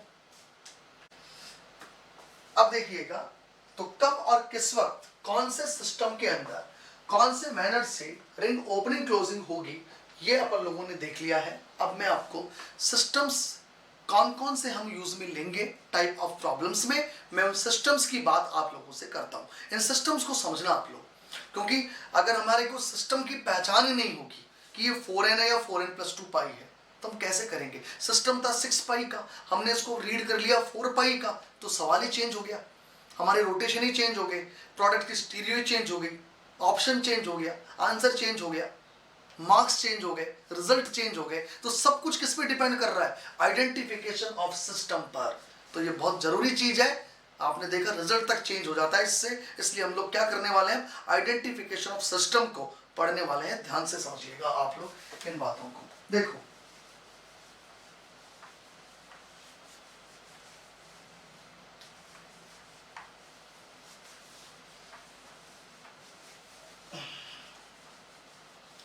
देखो हेडिंग डालेंगे आइडेंटिफिकेशन ऑफ सिस्टम।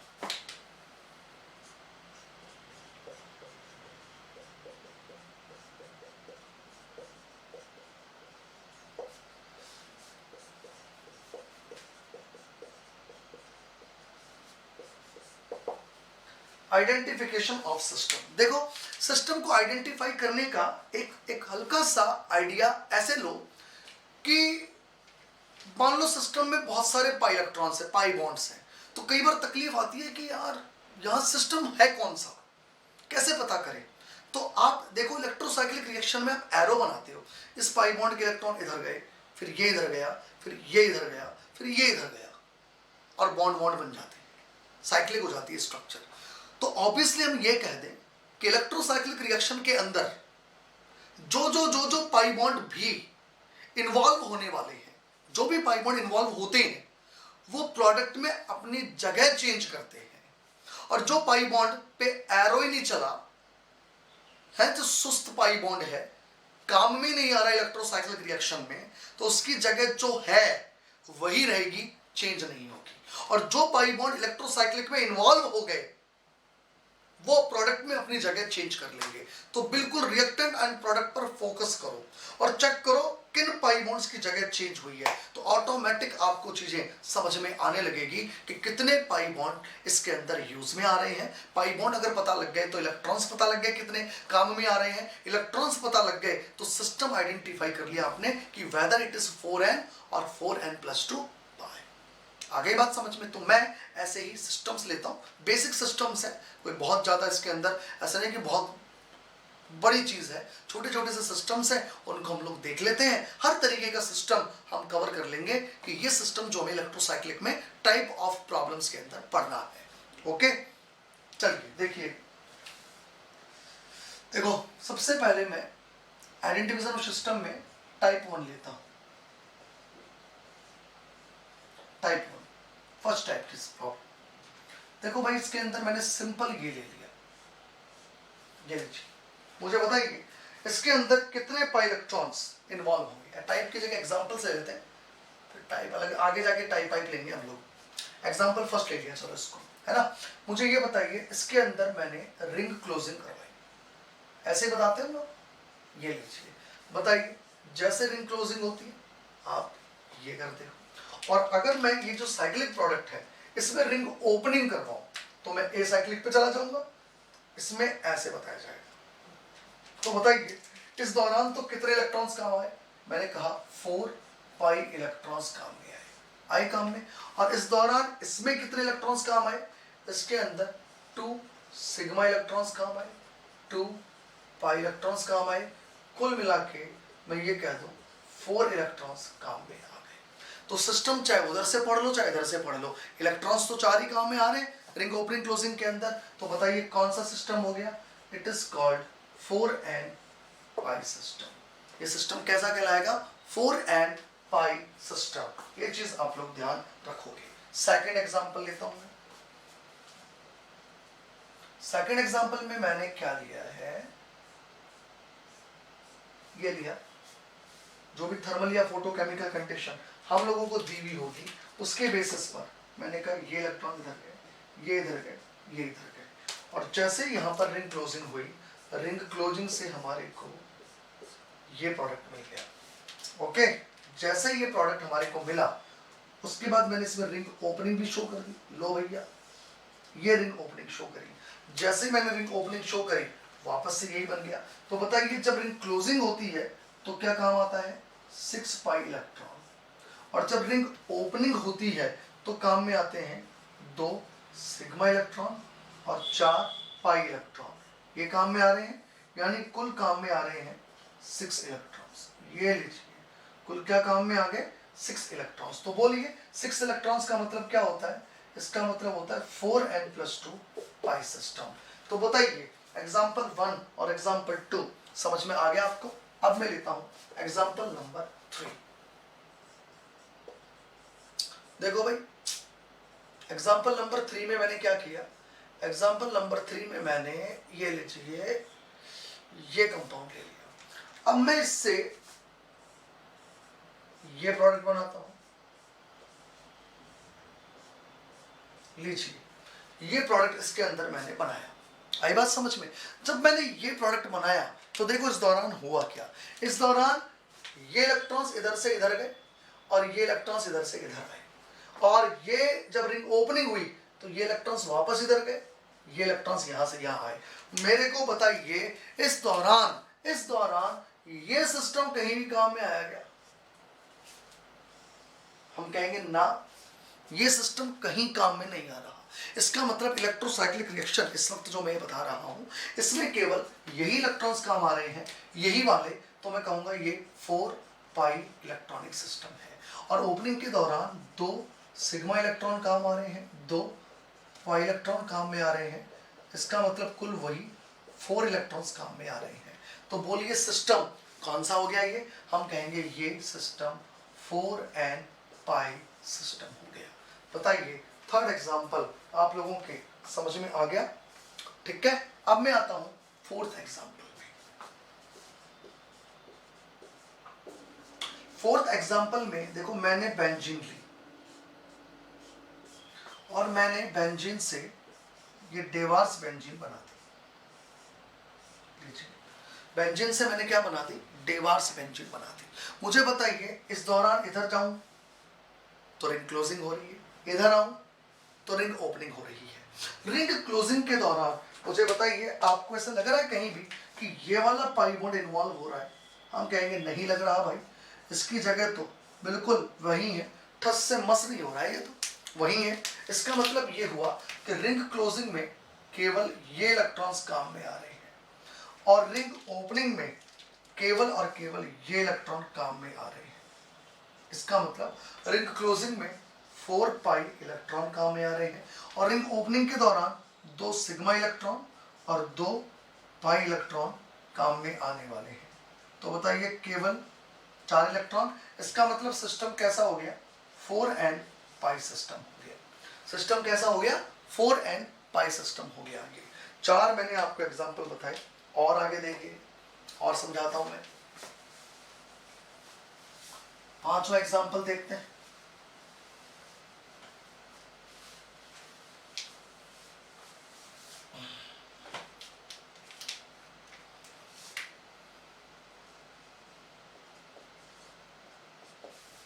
देखो ये जो 5वां एग्जांपल है, इस 5वें एग्जांपल के अंदर मैंने लिया इस वक्त ये सिस्टम।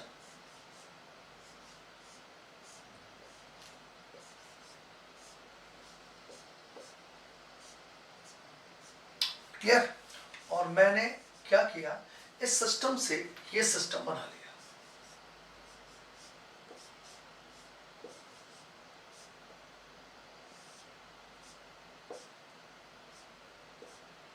ये लीजिए, अब आप ध्यान से देखिएगा यहां पर बॉन्ड किनके बीच में बना, बॉन्ड बना इन दोनों कार्बन एटम के बीच में, इन दोनों कार्बन एटम के बीच में। और इन दोनों कार्बन एटम के बीच में, जिनके बीच में बॉन्ड बन रहा है, इसके बॉन्ड बनने में कौन कौन से पाई इलेक्ट्रॉन काम में आए ये भी देखते हैं। काम में केवल और केवल अगर कोई इलेक्ट्रॉन्स आ रहे हैं तो वो ये वाले और ये वाले आ रहे हैं बस। बाकी इन इलेक्ट्रॉन का कहीं दूर दूर तक कोई लेना देना नहीं है। इन्होंने अपनी जगह चेंज नहीं करी है, ये अपनी जगह से ठस से मस नहीं हुए हैं भैया, ये जहां थे वहीं है, इसका कोई योगदान नहीं है इस वक्त इलेक्ट्रोसाइक्लिक रिएक्शंस के अंदर। आई बात समझ में? अगर मैं यहाँ रिंग ओपनिंग की बात करता हूँ, मैं किसकी बात कर रहा हूँ, रिंग ओपनिंग की बात कर रहा हूँ, तो ये इलेक्ट्रॉन वापस यहाँ, ये इधर से इधर, तो रिंग ओपनिंग के दौरान भी ये इलेक्ट्रॉन्स कहीं काम में नहीं आ रहे। इसका मतलब क्लोजिंग के दौरान 4 पाई इलेक्ट्रॉन काम में आ रहे हैं, ये लीजिए, और ओपनिंग के दौरान 2 सिग्मा इलेक्ट्रॉन काम में आ रहे हैं और 2 पाई इलेक्ट्रॉन काम में आ रहे हैं, यानी कि कुल 4 इलेक्ट्रॉन काम में आ रहे हैं। तो बोलिए सिस्टम कैसा हो गया, हम कहेंगे ये सिस्टम वही 4n पाई सिस्टम हो गया। अब मैं आता हूं 6 नंबर एग्जाम्पल। चलो 6 नंबर एग्जाम्पल को भी समझते हैं। अच्छा एग्जाम्पल 6 नंबर एग्जाम्पल में बहुत बार आया भैया, बहुत बार आया है, बहुत बार। ये लिया मैंने सिस्टम और मैंने क्या किया, इस सिस्टम से सबसे पहले तो मैंने ये बनाया, करेक्ट। तो अब मैं इससे ये बनाऊं या इससे ये बनाऊं, सबसे पहले मैं डीलिंग ये करता हूं। देखो इससे ये बनाऊं या इससे ये बनाऊं, सबसे पहली डीलिंग ये है। अगर मैं इससे ये बना रहा हूं तो देखो भाई 8 पाई इलेक्ट्रॉन काम में आ रहे हैं, दिख भी रहा होगा आप लोगों को 8 पाई इलेक्ट्रॉन काम में आ रहे हैं। देखो ओके, और रिंग ओपनिंग अगर हो जाए तो देखो भाई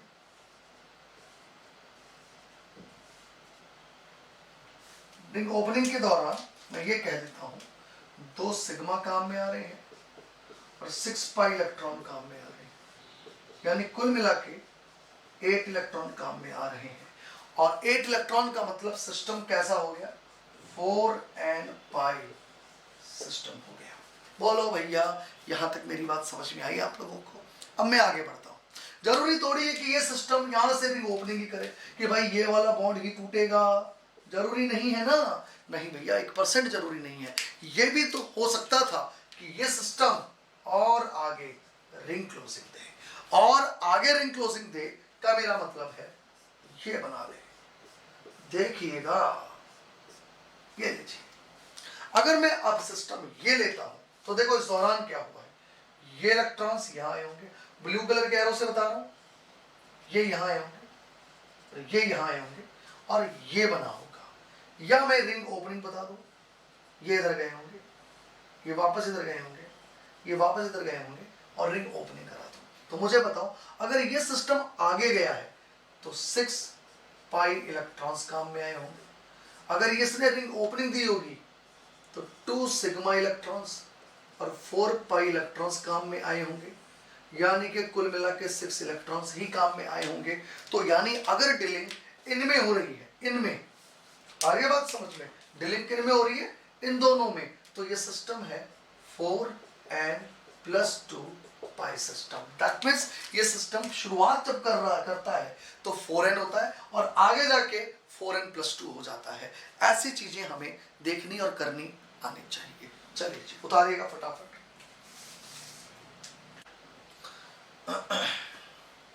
अब देखते हैं हम लोग आगे नेक्स्ट एग्जांपल्स।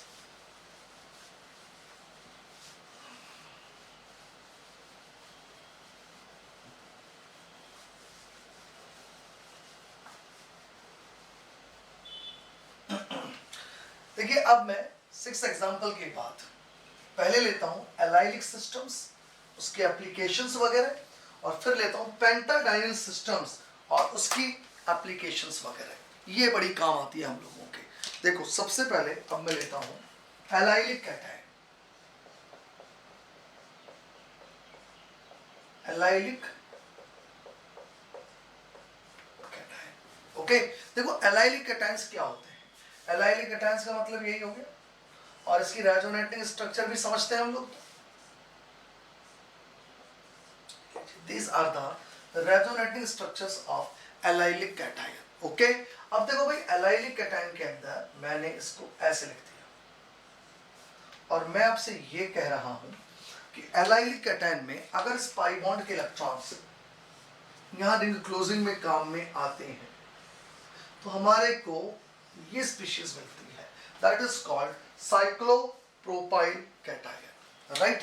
तो मैं ये कह दूं ये है एलाइलिक कैटायन,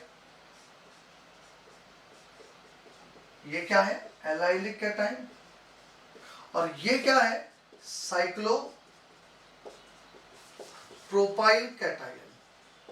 ध्यान से समझना, इसका मतलब allylic cation and cyclopropyl cation both are interconvertible by the electrocyclic reaction. Electrocyclic reaction से ये दोनों एक दूसरे के अंदर इंटरकन्वर्ट होते रहते हैं।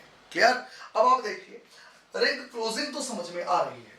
अगर मैं रिंग ओपनिंग की बात करूं तो रिंग ओपनिंग के दौरान मैं वापस से इस बॉन्ड के इलेक्ट्रॉन्स को यहां भेज दूं। क्लियर। तो बताइए यहां 2 सिग्मा इलेक्ट्रॉन्स काम आ रहे हैं, यहां 2 पाई इलेक्ट्रॉन्स काम में आ रहे हैं। कुल मिला के काम तो 2 ही इलेक्ट्रॉन्स आ रहे हैं। तो ये सिस्टम कौन सा कहलाएगा, ये सिस्टम कहलाया जाएगा 4n+2 पाई सिस्टम। क्या कहा जाएगा इसको, 4n+2 पाई सिस्टम कहा जाएगा। Is it clear. अब आप समझिएगा आप लोग इसको बड़े ध्यान से। अभी तो यहाँ कोई दिक्कत नहीं है, मैं इधर बॉन्ड बना रहा हूँ, इधर बॉन्ड तोड़ रहा हूँ, इधर बॉन्ड बना रहा हूँ, इधर बॉन्ड तोड़ रहा हूँ, सारा काम तो मैं कर रहा हूँ, तुम तो केवल देख रहे हो और तुम बड़े आराम से गर्दन हिल रही है, हाँ हाँ ठीक है हो जाएगा। लेकिन एग्जाम में जब साइक्लोप्रोपाइल कैटायन बनता है, सवाल एकदम से आता है साइक्लोप्रोपाइल कैटायन बनता है तो कई बार हाथ उलझते हैं, बॉन्ड तोड़े कौन सा, कभी कभी ये टूटने लगता है, कभी ये टूटने लगता है, समझ नहीं आता है। तो याद रखना जिस कार्बन पर पॉजिटिव है ना 3 मेंबर्ड रिंग में, जिस कार्बन पर पॉजिटिव है ना 3 मेंबर्ड रिंग में, उसके सामने वाला बॉन्ड रिंग ओपनिंग के दौरान टूटेगा। कौन सा वाला बॉन्ड टूटेगा, पॉजिटिव चार्ज जिस कार्बन पर है उसके सामने वाला बॉन्ड रिंग ओपनिंग के दौरान टूटेगा। ये पहचान होती है बॉन्ड सिलेक्शन की। आ गई बात समझ में। इसका मतलब बॉन्ड फॉर्मेशन के दौरान वही बॉन्ड बन रहा है जो रिंग ओपनिंग के दौरान टूटेगा। ठीक है। चलिए एलाइलिक कैटायन आप लोगों की बात समझ में आ गई होगी। अब मैं आता हूं एलाइलिक एनाइन पर। ठीक है। तो ये 7वां एग्जांपल था भाई एलाइलिक कैटायन। अब मैं आता हूं एलाइलिक एनाइन पे 8वां एग्जांपल।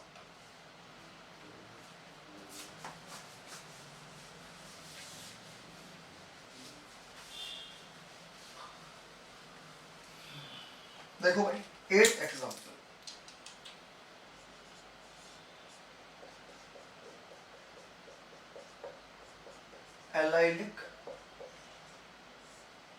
एनायन। देखो भाई, एलाइलिक एनायन को समझाता हूं मैं आप लोगों को। देखो, एलाइलिक एनायन में, एलाइलिक एनायन के अंदर वही रेजोनेटिंग स्ट्रक्चर्स अगर मैं देखूं यहां,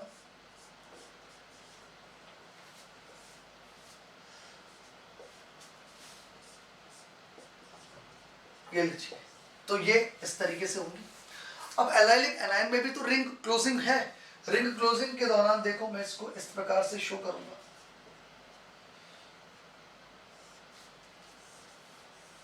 तो ये जो नेगेटिव चार्ज जिस कार्बन पर है, राइट, ये इलेक्ट्रॉन्स बॉन्ड बनाने के काम में आएंगे और ये इलेक्ट्रॉन्स यहां से यहां जाएंगे। तो बोलिए, जैसे रिंग क्लोजिंग हुई हमारे को ये मिल गया। इसका मतलब allylic anion and cyclopropyl anion both are interconvertible by the electrocyclic reaction. Ring closing and ring opening के थ्रू ये एक दूसरे में इंटरकन्वर्ट होते रहते हैं। तो मैं कहूंगा ये एलाइलिक एनायन है और ये साइक्लोप्रोपाइल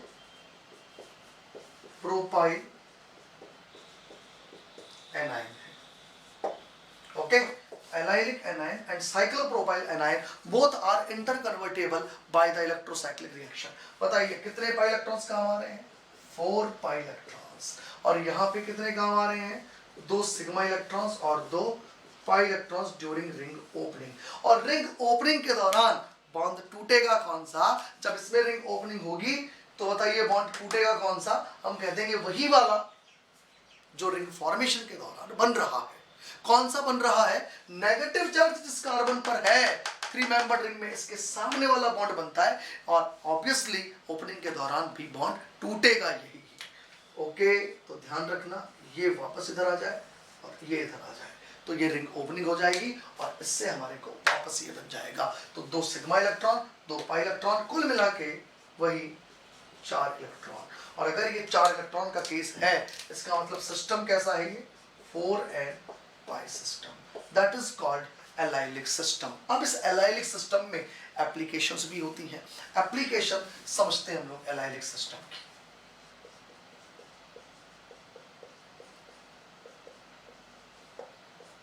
एप्लीकेशन देखो भैया एलाइलिक सिस्टम की, बहुत ही आसान एप्लीकेशन है। एलाइलिक एनायन ये है।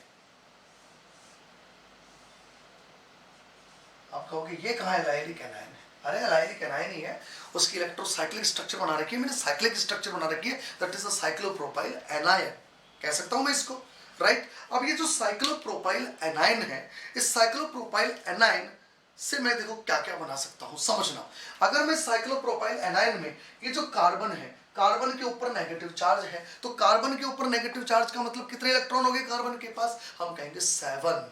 कितने हो गए? 7। एक नेगेटिव है कार्बन के ऊपर, तो 6 से कितने इलेक्ट्रॉन हो गए? 7। बताइए 7 इलेक्ट्रॉन किसके पास होते हैं? हम कहेंगे नाइट्रोजन के पास होते हैं। इसका मतलब मैं यहां ये नाइट्रोजन लिख सकता हूं और H तो लगी हुई थी इसके ऊपर, लगी रहने तो, करेक्ट। तो जैसे ही आप इसको नाइट्रोजन लगाओगे तो आपको यहां क्या दिखेगी? आप कहोगे अरे यार ये तो एजिरिडीन बन गई। यस, यही तो बनानी थी, एजिरिडीन रिंग बनानी है। तो aziridine ring is the application of this system. अब बताइए रिंग ओपनिंग के दौरान बॉन्ड तोड़ते कौन सा थे? तो हम कहें नेगेटिव चार्ज जिस कार्बन पर है इसके सामने वाला बॉन्ड तोड़ते थे भाई। तो एजिरिडीन में भी कौन सा वाला बॉन्ड तोड़ोगे? नाइट्रोजन के सामने वाला सिग्मा बॉन्ड टूटेगा रिंग ओपनिंग के दौरान। आ गई बात समझ में? तो यहां पर देखिएगा, मैं ये कह सकता हूं, आपको ये बता सकता हूं कि ये नाइट्रोजन अपना लोन पेयर दे दे और ये बॉन्ड टूट जाए। तो बोलिए जैसे ये रिंग ओपनिंग हुई, रिंग ओपनिंग से हमारे को ये स्ट्रक्चर मिल गई, दैट इज द माइनस और ये प्लस। बताइए तो एजिरिडीन की रिंग ओपनिंग समझ में आई? That is the application of this system. आई बस एलाइलिक एनायन कह दूं या साइक्लोप्रोपाइल एनायन कह दूं, चीज तो वही है, कोई फर्क नहीं पड़ता, राइट। अब आप देखिएगा यहां पर अगर मैं इसकी रेजोनेटिंग स्ट्रक्चर लिखूं ना, अगर मैं इसकी रेजोनेटिंग स्ट्रक्चर लिखूं ना, तो ये रेजोनेटिंग स्ट्रक्चर लिखने के बाद मैं ये इलेक्ट्रॉन्स इधर से इधर भेज दूं तो यहां पॉजिटिव चार्ज आ जाएगा, और जैसे यहाँ पॉजिटिव चार्ज आएगा हमारी आंखें खुलेगी और हम देखेंगे ये तो प्लस और माइनस 1 और 3 नंबर पोजीशन पर आ गया। 1 नंबर पोजीशन और 3 नंबर पोजीशन पे क्या आ गया, प्लस और माइनस। दैट मींस ये क्या बन गया, दैट इज 1,3 डाइपोलर स्पीशीज बन गई है। ये क्या बन चुकी है, 1,3 डाइपोलर स्पीशीज बन चुकी है। और 1,3 dipolar species is involve in 1,3 dipolar cycloaddition. यानी आगे जाके जब हम लोग 1,3 डाइपोलर साइक्लो एडिशन पढ़ेंगे तो हम वो स्पीशीज इस एज़िडिन से रिंग ओपनिंग के दौरान बना लेंगे और 1,3 डाइपोलर साइक्लो एडिशन में इसको भेज देंगे। क्लियर? तो एक तरह से आपको ये चीजें भी आनी चाहिए। इलेक्ट्रोसाइक्लिक रिएक्शन हुई, ये यहां से यहां आया और 1,3 डाइपोलर स्पीशीज बना ली। बताइए यहां क्या बोलोगे, 2 sigma electron plus 2 pi electrons. Lone pair मतलब पाई इलेक्ट्रॉन्स कह रहा हूं, इसका मतलब 4 पाई इलेक्ट्रॉन, और 4 पाई इलेक्ट्रॉन तो होगा ही होगा यार, एप्लीकेशन तो इसी की है ना, तो सिस्टम तो वही रहेगा, चेंज थोड़ी होएगा। और ये भी करा सकता था मैं कि इसमें रिंग क्लोजिंग करा लेता, रेजोनेटिंग स्ट्रक्चर नहीं बना लेता, मैं रिंग क्लोजिंग करा लेता, ये लो तो वापस से उधर ही चला गया मैं, इधर आ गया ओपनिंग, इधर चला गया क्लोजिंग, इधर चला गया ओपनिंग, इधर चला गया क्लोजिंग, इसमें रेजोनेटिंग स्ट्रक्चर खींच ली। तो 1,3 डाइपोलर स्पीशीज मुझे क्या करवाना है, ये मुझे सवाल में देखना पड़ेगा। आगे बात समझ में, आगे देखिएगा। तो यहां अगर मैं रिंग क्लोजिंग करवाता हूं फिर से, तो वही 4 पाई इलेक्ट्रॉन, यानी सिस्टम ये 4n कहलाता है। बोलिए एज़िडिन की रिंग ओपनिंग समझ में आई आप लोगों को? ठीक है, आगे देखना, आगे देखना, बहुत ही जोरदार चीज अब मैं ले रहा हूं। चलिए देखो, एज़िडिन तो हो गया, वापस मैं साइक्लोप्रोपाइल एनाइन पे आता हूं। लीजिए ये साइक्लोप्रोपाइल एनाइन है, ये क्या है, cyclopropyl A9. Is it clear? अब मुझे ये बताओ, साइक्लोप्रोपाइल एनाइन में कार्बन के वैलेंस शेल में इलेक्ट्रॉन कितने, हम कहेंगे 6, नेगेटिव चार्ज इसलिए कितने हो गए 7, और साथ में एक हाइड्रोजन भी लगा हुआ है, हाइड्रोजन का भी एक इलेक्ट्रॉन इसमें गिना जा रहा है, कितने हो गए 8। आगे बात समझ में? तो अगर मैं यहां कार्बन और उस पर नेगेटिव चार्ज, कार्बन और उस पर नेगेटिव चार्ज को हटाता था तो क्या आ जाता था, यहाँ नाइट्रोजन आ जाता था। और नाइट्रोजन और H को अगर मैं हटाऊं तो बताइए ये मिलके, कार्बन और हाइड्रोजन जब हटे तो मिलके क्या आ गई, ऑक्सीजन। क्या आ गई, ऑक्सीजन। और जैसे ही ऑक्सीजन आई हमने कहा ये हो गई ऑक्सीरेन। क्या आ चुकी है, ऑक्सीरेन। इसका मतलब मैं इसी को क्या लिख सकता हूं, ऑक्सीरेन। मैं इसी को क्या लिख सकता हूं, एज़िडिन, ऑक्सीरेन, सब एक ही कंसेप्ट पर पेश चलेंगे। बताइए एज़िडिन में कौन सा वाला बॉन्ड तोड़ते थे, नाइट्रोजन के सामने वाला। बताइए इसमें कौन सा वाला बॉन्ड तोड़ते थे, नेगेटिव चार्ज के सामने वाला। तो कहिए ऑक्सीजन में कौन सा वाला बॉन्ड तोड़ोगे, ऑक्सीजन के सामने वाला। इसका मतलब ये हुआ कि जब भी कभी हम इस ऑक्सीजन में रिंग ओपनिंग की बात करेंगे तो ये लोन पेयर यहां जाएगा और ये इलेक्ट्रॉन्स इधर जाएंगे और इससे हमारे को ये स्पीशीज मिल जाएगी। ये पॉजिटिव चार्ज आ चुका है भैया और यहाँ ये नेगेटिव चार्ज आ चुका है। बोलिए कितने इलेक्ट्रॉनिक सिस्टम है, सीधा लिखता हूँ भैया, बहुत समझा दिया मैंने, 4 पाई इलेक्ट्रॉनिक सिस्टम। अब अगर मैं इस 4 पाई इलेक्ट्रॉनिक सिस्टम की रेजोनेटिंग स्ट्रक्चर लिख देता हूँ, ये जो 4 पाई इलेक्ट्रॉनिक सिस्टम में ये जो बनी है ना स्ट्रक्चर, इसकी रेजोनेटिंग स्ट्रक्चर लिख देता हूँ। तो रेजोनेटिंग स्ट्रक्चर लिखने के बाद वापस से मुझे वही 1 and 3 नंबर पोजीशन पे प्लस और माइनस दिखाई देते हैं, और अगर प्लस और माइनस 1 and 3 पोजीशन पे दिखाई दे रहे हैं तो मैं कहूंगा ये वापस से एक 1,3 डाइपोलर स्पीशीज बन चुकी है, जिसे हम 1,3 डाइपोलर साइक्लो एडिशन में आगे जाके काम में ले सकते हैं। तो मैं क्या कहूंगा, ये एक 1,3 डाइपोलर स्पीशीज है। ये क्या है, एक 1,3 डाइपोलर स्पीशीज। और ये 1,3 डाइपोलर स्पीशीज आगे जाके 1,3 डाइपोलर साइक्लो एडिशन में काम में आने वाली है। तो बताइए एलाइलिक सिस्टम मैंने आपको पूरा समझा दिया, पहले कैटायन समझाया, छोटा सा था, एलाइलिक एनाइन समझाया, उसकी एप्लीकेशन समझाई, एज़िडिन की रिंग ओपनिंग बताई, ऑक्सीजन की रिंग ओपनिंग बताई, और ये बताया कि इनकी रिंग ओपनिंग से हमें फाइनल जो स्ट्रक्चर्स मिलती है आफ्टर द रेजोनेंस वो 1,3 डाइपोलर स्पीशीज होती है that can be used in 1,3 dipolar cycloaddition reactions. Is it clear? Got it? तो 8वां सिस्टम आप लोग उतारेंगे, फिर हम 9वां और 10वां सिस्टम देखते हैं। उतारो फिर। अब में हम आगे पेंटाडाइनल सिस्टम देखते हैं। देखो भाई,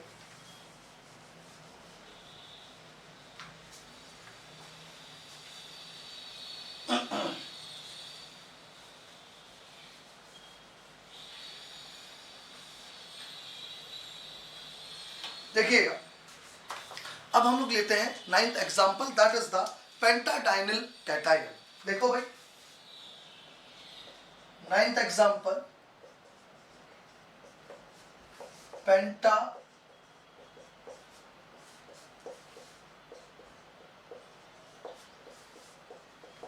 कैटायन।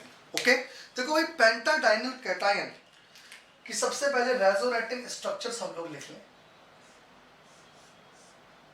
ये है पेंटाडाइनल कैटायन, और अगर मैं इसकी रेजोनेटिंग स्ट्रक्चर्स लिख लूं तो आप समझते हो इसके कोई भी फॉर्म हम लोग लिख सकते हैं, कोई भी फॉर्म हम लोग इसकी लिख सकते हैं। ये लीजिए, इज इट क्लियर? कोई सी भी फॉर्म लिखी जा सकती है इसकी, राइट? अब मैं इसको इलेक्ट्रोसाइक्लिक में काम में लेना चाहता हूं ना, तो मैं तो काम में ले लेता हूं। ये है पेंटाडाइनल कैटायन। अगर मैं आपसे ये कहूं कि भाई इस पेंटाडाइनल कैटायन की रिंग क्लोजिंग के दौरान अगर ये पाई इलेक्ट्रॉन इधर आ जाए, ये इलेक्ट्रॉन इधर चले जाए, आ रही है बात समझ में? तो हमारे को ये स्पीशीज मिल जाती है। ये सिग्मा बॉन्ड बन गया, ये इधर आ गया, ये पॉजिटिव चार्ज यहां आ गया, तो 5 मेंबर रिंग बन गई। और अगर मैं आपसे ये कहूं कि अब जब ये रिंग क्लोजिंग हुई तो बोलिए कितने पाई इलेक्ट्रॉन्स काम आए? आप कहोगे 4 पाई इलेक्ट्रॉन्स काम में आए भाई। कौन से आए? 4 पाई इलेक्ट्रॉन्स। अब बताइए, रिंग ओपनिंग होगी तो कौन सा वाला बॉन्ड टूटेगा? तो अभी तो सब कुछ सामने है, हम बता देंगे ये बॉन्ड टूटेगा, लेकिन जब सवाल में आता है तो वो समझ नहीं आती है कि बॉन्ड तोड़े कौन सा। बड़े इधर भी कोई सब्स्टिट्यूएंट लगे हैं, इधर भी लगे हैं, कोई रिंग लगी है, तो बड़ा कंफ्यूजिंग माहौल हो जाता है, यार बॉन्ड तोड़े कौन सा, उलझाहट हो जाती है। उस उलझाहट को दूर कैसे करना है, समझो। ये जो पेंटाडाइनल कैटायन से आपने 5 मेंबर रिंग बनाई है, अगर आप इस 5 मेंबर रिंग में ध्यान से देखें तो आपको इस 5 मेंबर रिंग में एक एलाइलिक कैटायन नजर आ रहा है। देखो, एलाइलिक कैटायन नजर आ रहा है, आ रहा है नजर? ये एलाइलिक कैटायन है। वो एलाइलिक कैटायन मैं यहां बनाता हूं, देखो ये एलाइलिक कैटायन है। याद रखना, जब भी कभी रिंग ओपनिंग होती है तो 5 मेंबर्ड रिंग के अंदर ये जो एलाइलिक कैटायन है, ये क्या है? Allylic cation. इस एलाइलिक कैटायन के सामने वाला बॉन्ड रिंग ओपनिंग के दौरान टूटता है। कौन सा वाला बॉन्ड टूटता है? एलाइलिक कैटायन के सामने वाला बॉन्ड टूटता है। इस 5 मेंबर्ड रिंग में जो ये एलाइलिक कैटायन है, इसके सामने वाले बॉन्ड को तोड़ना है हमारे को रिंग ओपनिंग के दौरान। क्लियर? तो यहां रिंग ओपनिंग कराता हूं मैं, पहचान बता दी मैंने आपको, ये यहां से यहां, ये वापस इधर से इधर। तो रिंग ओपनिंग के दौरान हमने यहां देखा 2 सिग्मा इलेक्ट्रॉन काम आ रहे हैं, 2 पाई इलेक्ट्रॉन काम आ रहे हैं, इसका मतलब वही 4 इलेक्ट्रॉन्स काम में आ रहे हैं। तो ये सिस्टम 4 एंड पाई सिस्टम कहलाता है। ये बात हुई आपके पेंटाडाइनल कैटायन की। ओके, अब मैं पेंटाडाइनल कैटायन के बाद आपसे डिस्कस करता हूं पेंटाडाइनल एनायन। 10th एग्जांपल देखो, पूरी इलेक्ट्रोसाइक्लिक इन्हीं के इर्द गिर्द घूमेगी भैया। ये 10 सिस्टम्स के इर्द गिर्द घूमने वाली है पूरी इलेक्ट्रोसाइक्लिक की प्रॉब्लम्स, ये ध्यान रखना। 10th एग्जांपल, 10th एग्जांपल है पेंटाडाइनल एनायन। तो पेंटाडाइनल एनायन की सबसे पहले तो रेजोनेटिंग स्ट्रक्चर्स देख लें। ये होता है पेंटाडाइनल एनायन, और अगर ये इलेक्ट्रॉन्स इधर आ जाए, ये यहां से यहां आ जाए, ये लीजिए, तो इसी की एक रेजोनेटिंग स्ट्रक्चर ये बना लें। अगर मैं यहां ये ले लूं, इसी की एक रेजोनेटिंग स्ट्रक्चर मैं ये बना लूं, ये लीजिए, ये पेंटाडाइनल एनायन हो गया। अब ये जो पेंटाडाइनल एनायन है, इसमें रिंग क्लोजिंग समझ लेते हैं हम लोग। इसकी रिंग क्लोजिंग को देख लेते हैं एक बार। देखो भाई,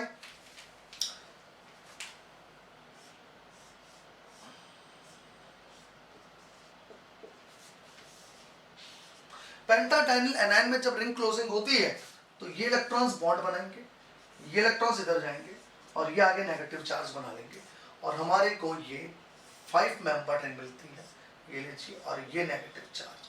अगर आप ये देखें यहाँ, देखो इधर, तो वही 5 मेंबर रिंग है, ये लीजिए, और वो इसका ये एलाइलिक एनायन मैंने बना लिया, देखो इधर। इसका मतलब रिंग ओपनिंग के दौरान हम इस 5 मेंबर रिंग के अंदर कौन सा वाला बॉन्ड तोड़ने वाले हैं, तो याद रखना रिंग क्लोजिंग के दौरान जो ये 5 मेंबर रिंग बनी है, अगर हमारे को एग्जाम में सीधे सीधे क्वेश्चन में कहीं सीधे सीधे ये रिंग दिख रही है तो हम बॉन्ड कौन सा तोड़ेंगे, इसकी पहचान क्या है, 5 मेंबर रिंग के अंदर एक एलाइलिक एनायन आपको दिख रहा होगा, एलाइलिक एनायन के सामने वाले सिग्मा बॉन्ड को रिंग ओपनिंग के दौरान तोड़ा जाता है। ये पहचान है इस सिस्टम की, ठीक है। तो मैं यहाँ पर ऐसे कह दूं, ये इलेक्ट्रॉन्स यहाँ से यहाँ, ये यहाँ से यहाँ, और ये इधर से इधर, रिंग ओपनिंग हो गई। जब रिंग क्लोजिंग कराते हो तो 6 पाई इलेक्ट्रॉन्स काम में लेते हो, जब आप रिंग ओपनिंग कराते हो तो 2 सिग्मा इलेक्ट्रॉन काम में लेते हो और 4 पाई इलेक्ट्रॉन्स काम में लेते हो, यानी कि कुल मिला के 6 इलेक्ट्रॉन्स काम में लेते हो। इसका मतलब ये सिस्टम कहलाएगा 4n+2 पाई सिस्टम। क्या बोलोगे आप इसको, 4n+2 पाई सिस्टम। तो पेंटाडाइनिल एनायन 4n+2 पाई सिस्टम है और pentadienyl cation 4n pi system है। Allylic cation 4n+2 pi system है, एलाइलिक एनायन 4n सिस्टम है। याद रखना, allylic cation 2 pi electron, allylic anion 4 pi electron, pentadienyl cation 4 pi electron, pentadienyl anion 6 electronic system है। उसके अनुसार हमने 4n और 4n+2 पाई में क्लासिफिकेशन किया है। ये बात हुई आपके 10th एग्जाम्पल की। अब मैं आता हूं 11th एग्जाम्पल पे, देखिएगा 11th एग्जाम्पल समझिएगा।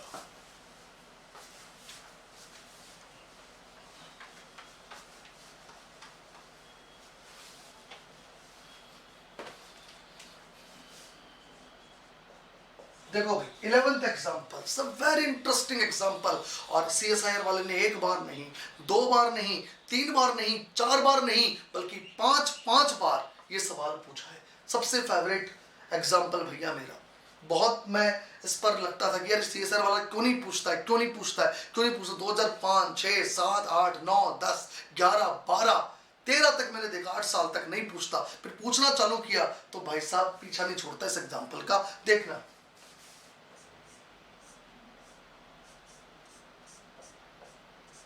2005 से 2012 तक मैंने बहुत वेट किया इसका, 7 साल, लेकिन लंबे इंतजार के बाद मेहनत का फल बढ़िया मिला। और ये सिस्टम देखो क्या है, इसमें जैसे ही रिंग क्लोजिंग हुई तो रिंग क्लोजिंग से ये बनता है,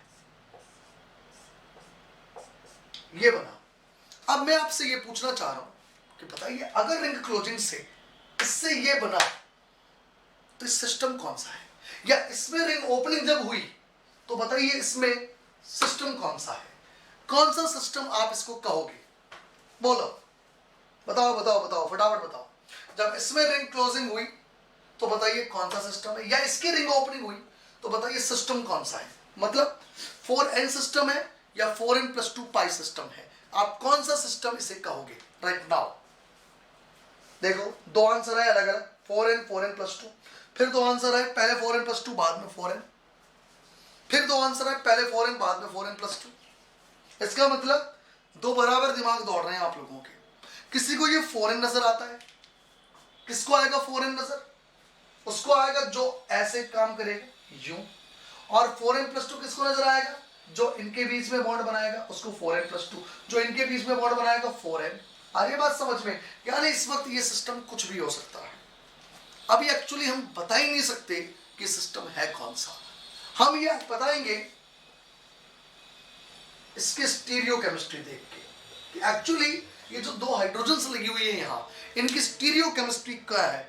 उस स्टीरियो केमिस्ट्री को देख के हम ये पता करते हैं कि यहाँ ये सिस्टम कौन सा काम कर रहा है, या फिर इससे जब ये बनता है तो यहाँ पर हाइड्रोजन्स की स्टीरियो केमिस्ट्री क्या रहती है।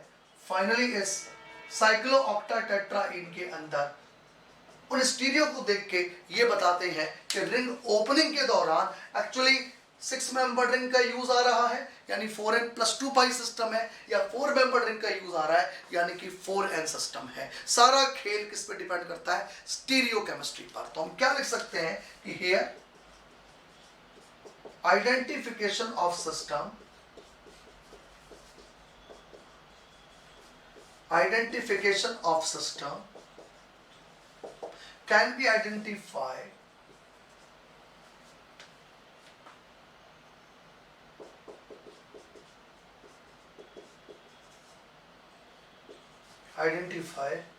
by the help of stereochemistry of reactant।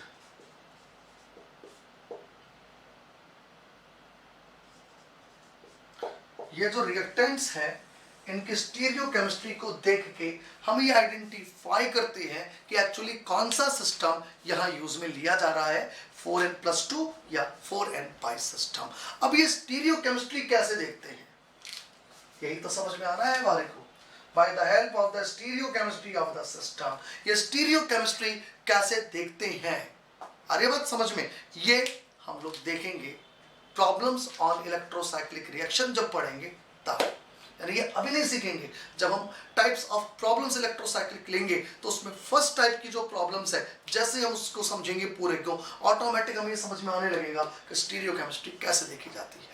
Clear? तो ये मैंने आपसे डिस्कस किए type of system which are used in electrocyclic reactions. अब इसके अंदर जो अगला टॉपिक हम लोग लेंगे that is type of problems on electrocyclic reactions. That is very interesting topic, जिसमें type 1 is a very very important. सारे टाइप्स उस टाइप 1 पे डिपेंड करते हैं। वो समझ लिया तो सब कुछ समझ लिया, इसलिए सारा एनर्जी हमारा उस टाइप 1 पे रहेगा। उसको हम लोग नेक्स्ट क्लास के अंदर कवर करेंगे। आज यहीं तक रखेंगे। Okay, have a good day.